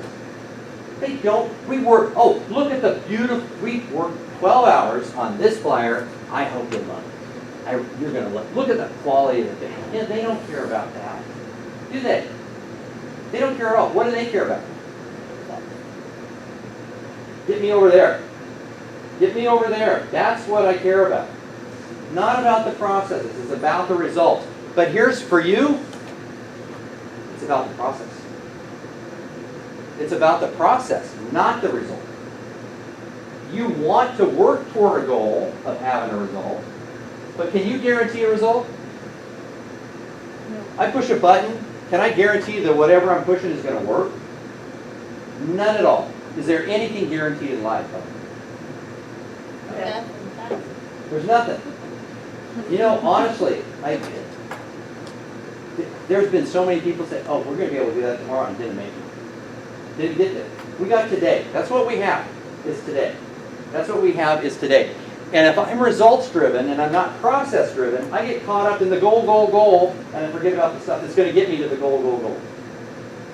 Okay? Be involved in the process and not the results. Remember we talked about somebody sends you a referral, they call you, hey, call Mary. What do you do right away? I mean, like, before you hang up the phone, what do you do? I got a referral. Hey, I got a referral. No, that's not what we did. Well, that's what I did. That's not what we did. What do? I send a thank you. I put a little $5 card, got a cup of coffee or movie tickets, whatever, and I ship it to them right now. They get it out. It goes out today. They get it tomorrow. Thank you for the referral. It's the lifeblood of my business, and I really appreciate it. I will take care of these people for you personally. That's my card. That's what I say, and I put a little gift in it.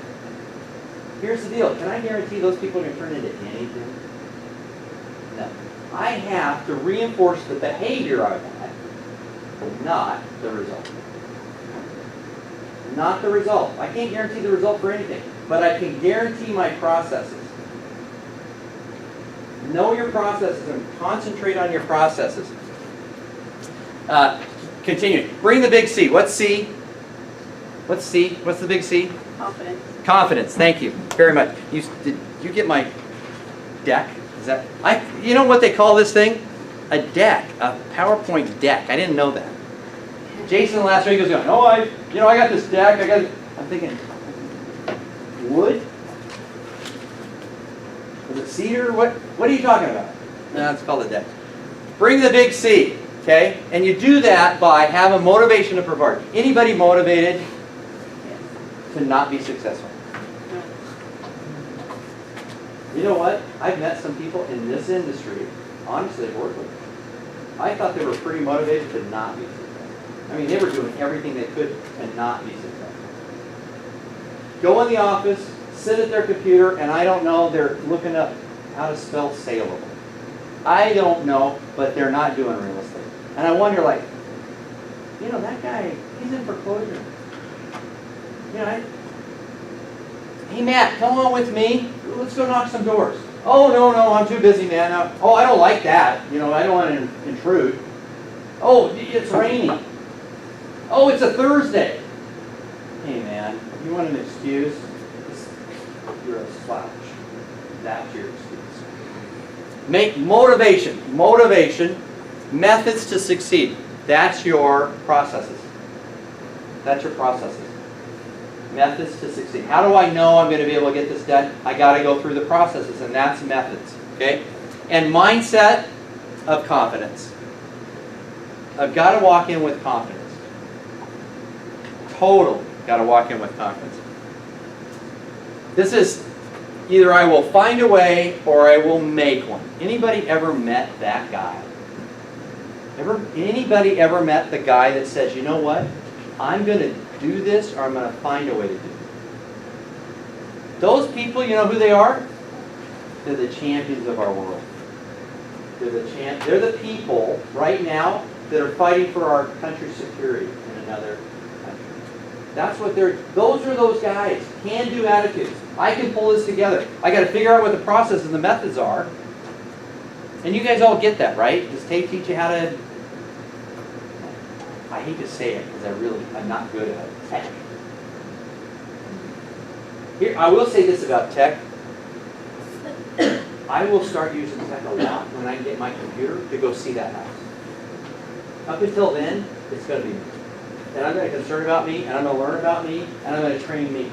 But my computer can't introduce itself to itself, unfortunately. When that happens, I'm going to start using my computer a bunch. This, I love. Oop.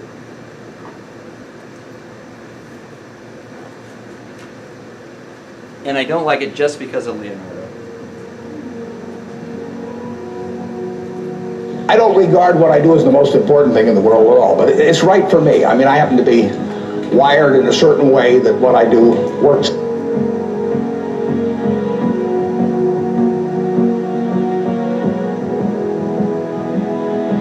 Well, I can certainly define happiness because that's what I am. I get to do what I like to do every single day of the year. I get to do it with people I like. Other than I tap dance to work, and it doesn't diminish. It's tremendous fun. So success is getting what you want, and happiness is wanting what you get.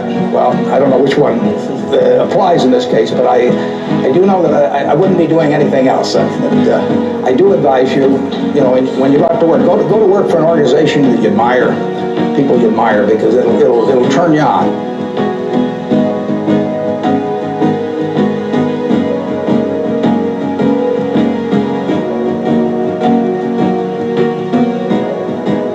To make the money they didn't have and didn't need, they risked what they did have and did need. And that's foolish. That is just plain foolish.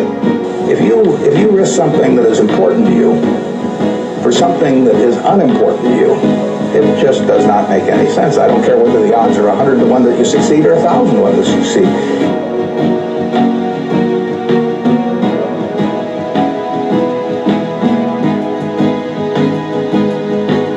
Defining your circle of competence is the most important aspect of investing.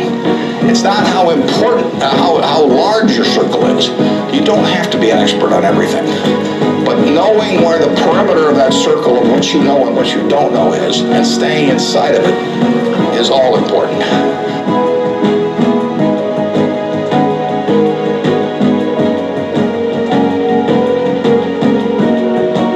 Gets into behaving in a rational manner and not getting in your own way.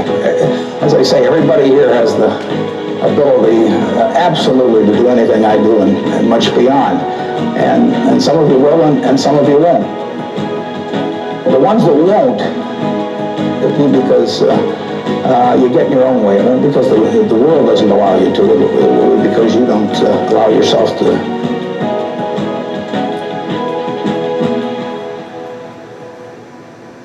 It's not necessary to have huge amounts of money in order to enjoy yourself. I enjoyed myself when I had my $10,000, and I live in the same house that I lived in when I had about that. I bought it 41 years ago. I liked the house then, I like the house now. Pretty bright guy, huh? Here's a couple things he said. Know your circle. I love that. Know your circle. Stay within your circle. Here's what my circle started like when I was new. I'm an electrical engineer. What the hell do I know about sales? The circle was this big. How come it's this big now? How come yours can be this big or bigger? Read more people. Read more people. Study, learn, practice. I start making my circle bigger. I still stay within my circle, but I just make my circle bigger. It's that easy. The more people you talk to, the more business you're going to do. The more business, and I don't wear my name badge when I'm dressed down. But every other moment, I do. I don't wear it to church, but I wear it. Because you know what? I would love to talk to somebody right now about listing my property. I need help. Hi. I need help with my house. She was the only one I knew was a realtor. Unfortunately, it's not on your forehead. I think we should tape it right there. Stay away from negative framing. I'm going to go through this real quick. Negative framing. Okay? Here's words that I just hate. Honestly, and I hear this all the time, and I hear it on the phone, it just makes me cringe. Sorry to bother you. Okay, instantly you just became a bother. I wasn't even thinking about it before, but now I'm a bother. Now you're a bother. You're probably not going to like to hear this. Which, for sure, I'm not. I mean, what is that? Is that scary? Lori tells me that. What, honey? What? I'm just afraid. I don't know. That's not. You're not going to like hearing it. And I know you're sick and tired of. Now that's a big one with expires. I know you're sick and tired of talking to realtors. You must have had 100 phone calls today. Well, yeah, they're sick and tired, and you're one more of those. And then, would it offend you if I asked for your phone number? Well, I didn't see it as offensive first, but now that you bring it up, it is kind of offensive. No, you can't have my phone number. Don't negative stuff. Always be positive about it. Okay? Impressive service, strength, and support. What do the people need? Okay, figuring this out. Where do they need to be? When do they need to be there? Who, and I hate the word stakeholders, but I couldn't think of a better one. Who is it that's involved in making these decisions? Okay? Now I've kind of got the what, where, when, who. What's next? Why. That's exactly right. Why am I in front of these people? I have to keep that in my mind. Why am I here? I have been in appointments, and I thought after a while, what the hell am I doing here? These people don't need help. They need a psychiatrist. I shouldn't be here. I need to keep that cognizant. Okay? Remember that. Why am I in front of these people? So partner, we're not going to do this. This is going to go to Tay. Okay? So, you're going to write down, I want you to think about, service items. What are service? What's service? What is service, by the way? Think restaurant. What's service? Brought you some more bed. Brought you, here's some more napkins. Here's, oh, by the way, and here's my check. Here's your check. And I've already auto-computed the 25%.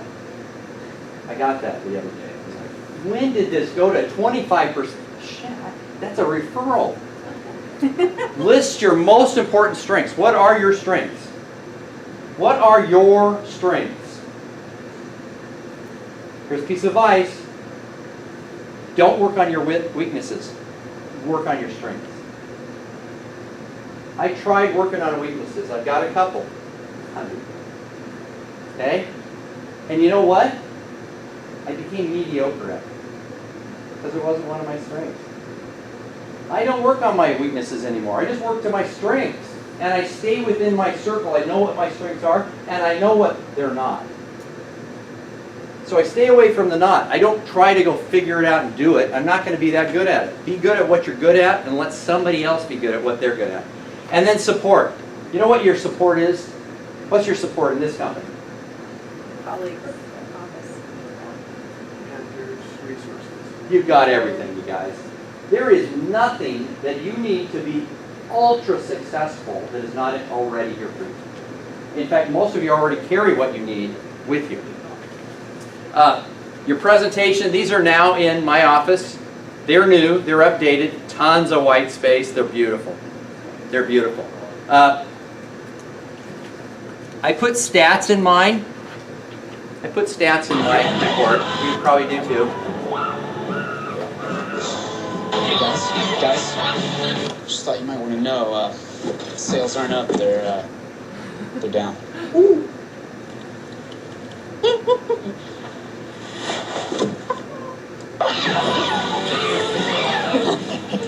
Yes, sir. Want a new job? We've got the most. So the only reason I showed you that, manipulate your stats. Make them, no. With any prospective seller, listen for every detail. Take notes to recall and take notes. I have a terrible memory. Can't remember my name sometimes, but in this case, I take notes. Okay? And it's always what's important to you is important to me. That's the attitude. That's what I convey. That's what I want them to understand. What's important to you is important to me. Because who do I work for? Them. Them. Walk through with the decision maker. Remember, don't talk about value or price on your first appointment. If they go, look, I'm not going to hold you to this. I'm not going to hold you to this. I mean, I won't hold you to it. You know what? They just lied to me because I'm going to give them a number and they're going to hold me to it. It's never right if it's too high and I come in with a number lower, they think I'm taking their money away. They're already pissed. And if it's low and I come in up here, they're going to think I'm trying to buy their business. Well, you're just giving me an inflated number now because you want my list. There's no win in that. Do your report, get your facts straight, and then present. Okay? I love this term, research tells us. Research tells us. Everybody loves research tells us. If I say, I'm telling you, or I say, research is telling you, which one would you believe? Research tells us. Okay? Be flexible, ask lots of questions. Focus on their needs, not how great you are. Big problem I have. Big problem. have the worst self-image of anybody. You guys don't believe it, but I do. I was playing it for me.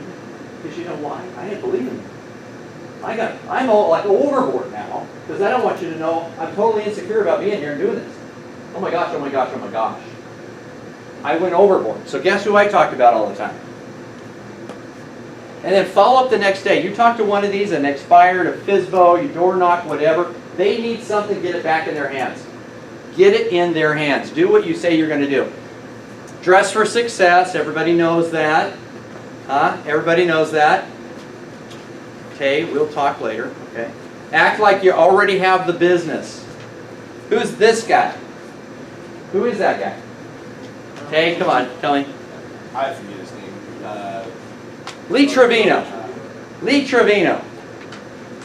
Lee Trevino. Lee won 69 majors in his career.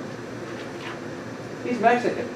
He came from Mexico, raised in Mexico. You know what he did up until the point he started pro? He was a caddy.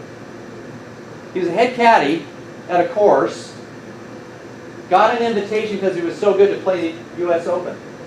In 1968, he's on the green with another guy. They're tied. They're 25th putts. He says, you know what? The other guy putts, he misses. So now, what's Lee thinking?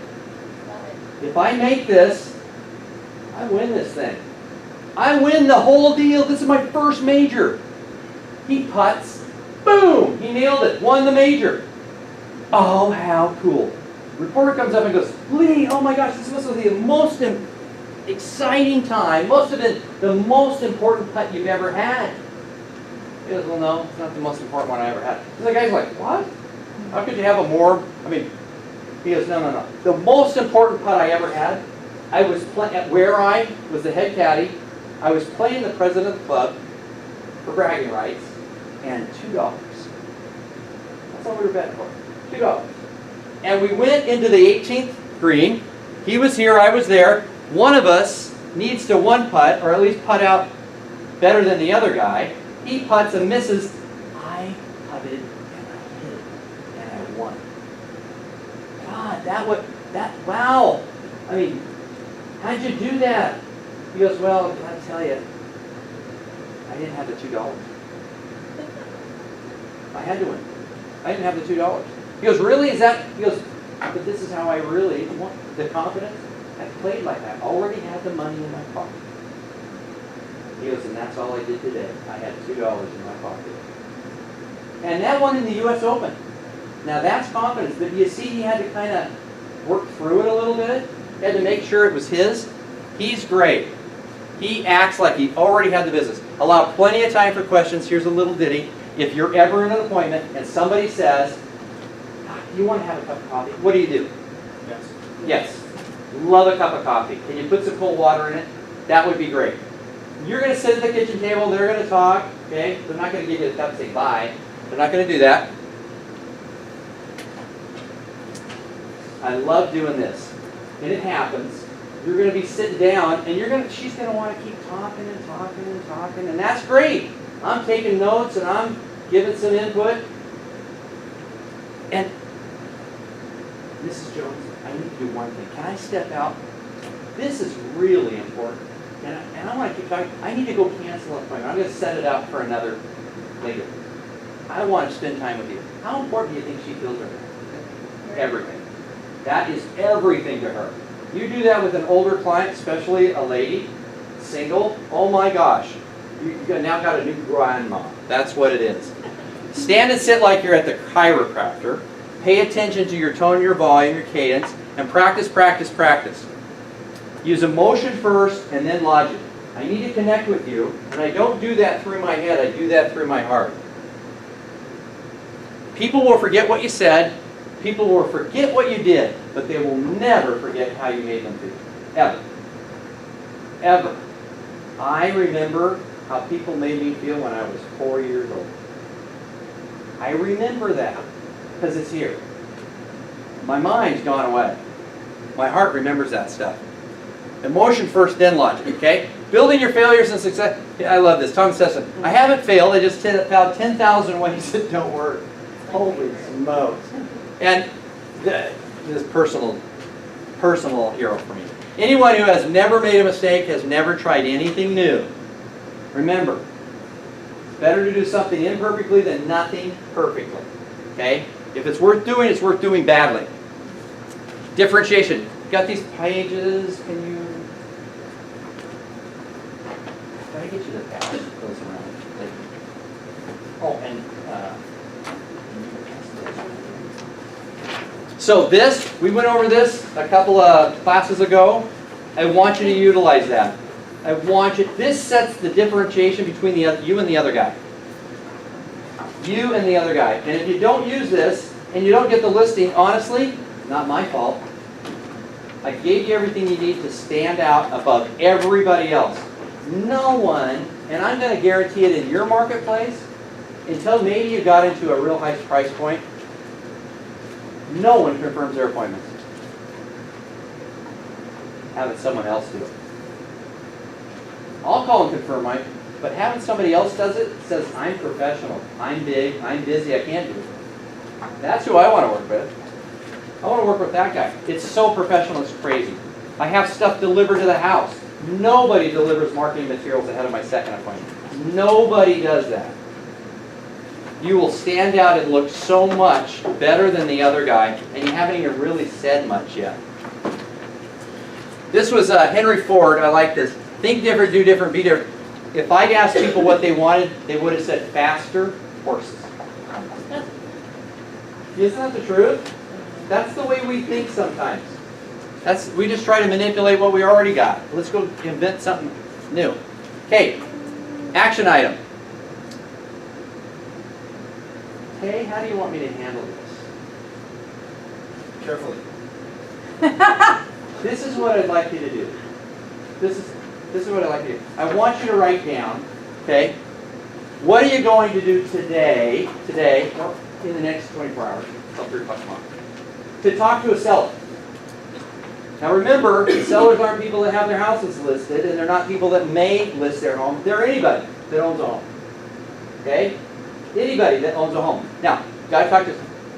You can't be your seller. You can't pull your own listing. That doesn't count. Doesn't count.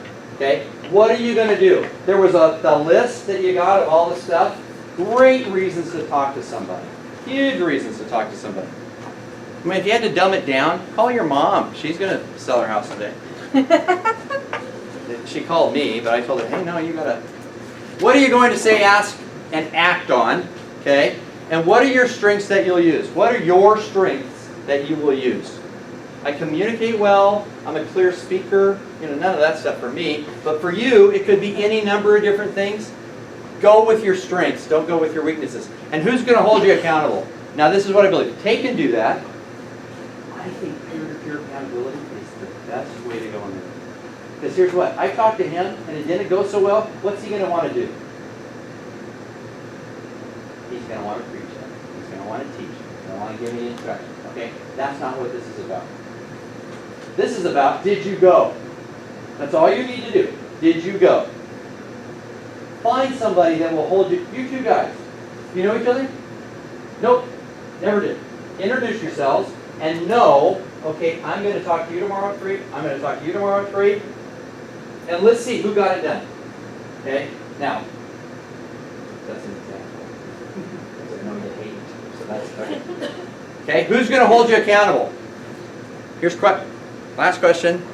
Did you get what you wanted today? Yes. Turn your questions over. Did you get what you wanted today?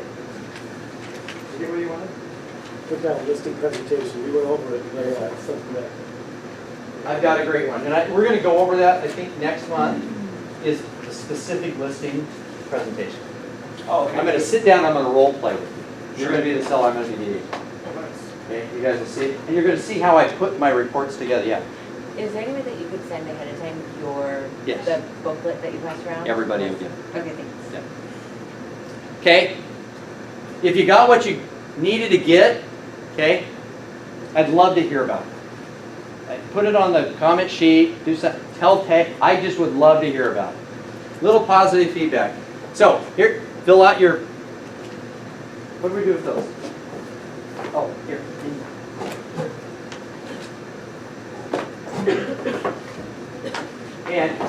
you turn the hall lights off, or does it turn all of them off? No, I can't, yeah. Okay. So this is going to be a little difficult to see. And you know me, if you've been in one of my classes, I love motivation. So get ready for some.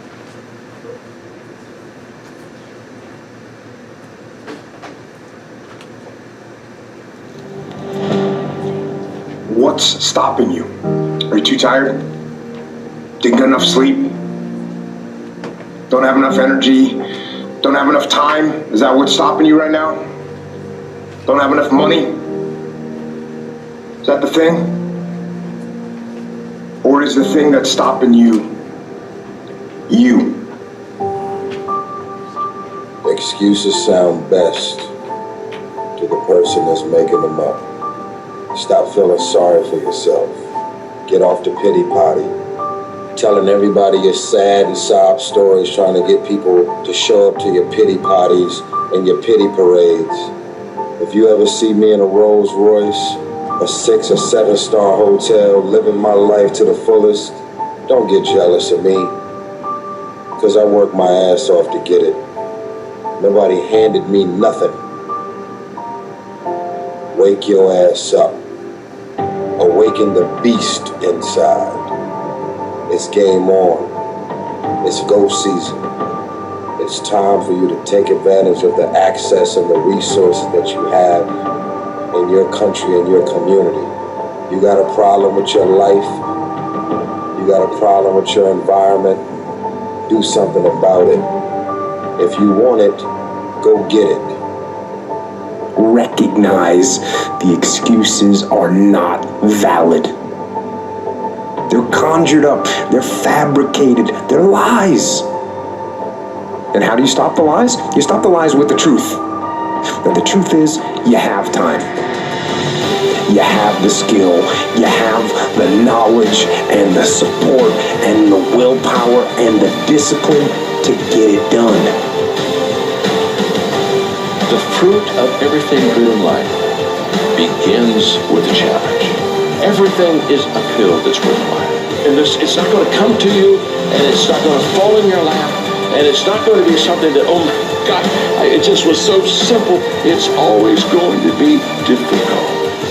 If you want it, you gotta go get it. This is your chance. This is your shot. This is your moment. This is your time. This is your place. This is your opportunity.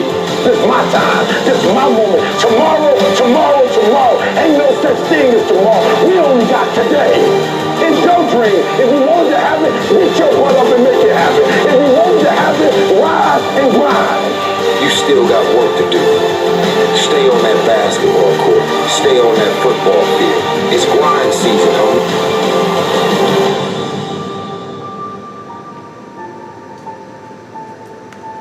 So here's what I'm going to tell you. Every single one of you has exactly what you need right now to be a super strong listing agent. If you don't believe that, then come see me and I'm going to pump it into you. You've got that. You've got all the resources in the world. You've got everything. It is go season. It's game on, guys. There is market to go take. It is there if you just stand in front of it. Literally. Just get out there. Shake some hands. Kiss some babies. This market's wide open. If I can do this, if I can do this, anybody can do this. I want you to go out there and have fun. Enjoy yourself. Remember this one thing. There is a person out there that needs to sell their home that needs exactly what you have as an individual. Exactly what you have. And you don't go out there and get it, they don't. They don't get what they need. Go give them what they need. That's you. Thank you guys very much. Thanks, Scott. On that real quick, everybody, just a reminder, right? You have Milani in here, and you have Russ here. If you feel like you need support, you need somebody to help push you, you need to get past whatever you're doing, the motivational piece at the end, it just speaks to, hey, if I'm going to do this, you have people that you can do it with. You have peers in here. in each office. You can mix and match between the offices. You have managing brokers, you have sales managers, you have everything that you really, really need to do this. And if you need accountability and you need somebody to help push you and prod you and keep you in the right direction, keep you through practical jobs and meet with you weekly, daily, whatever it is, you have that. You have those resources. So you figure out what you need to do and let us know how we can help support you in doing that. Thank you very much for coming and supporting Scott and being here at the meeting. Good. Thanks, everybody. I'll see you next month.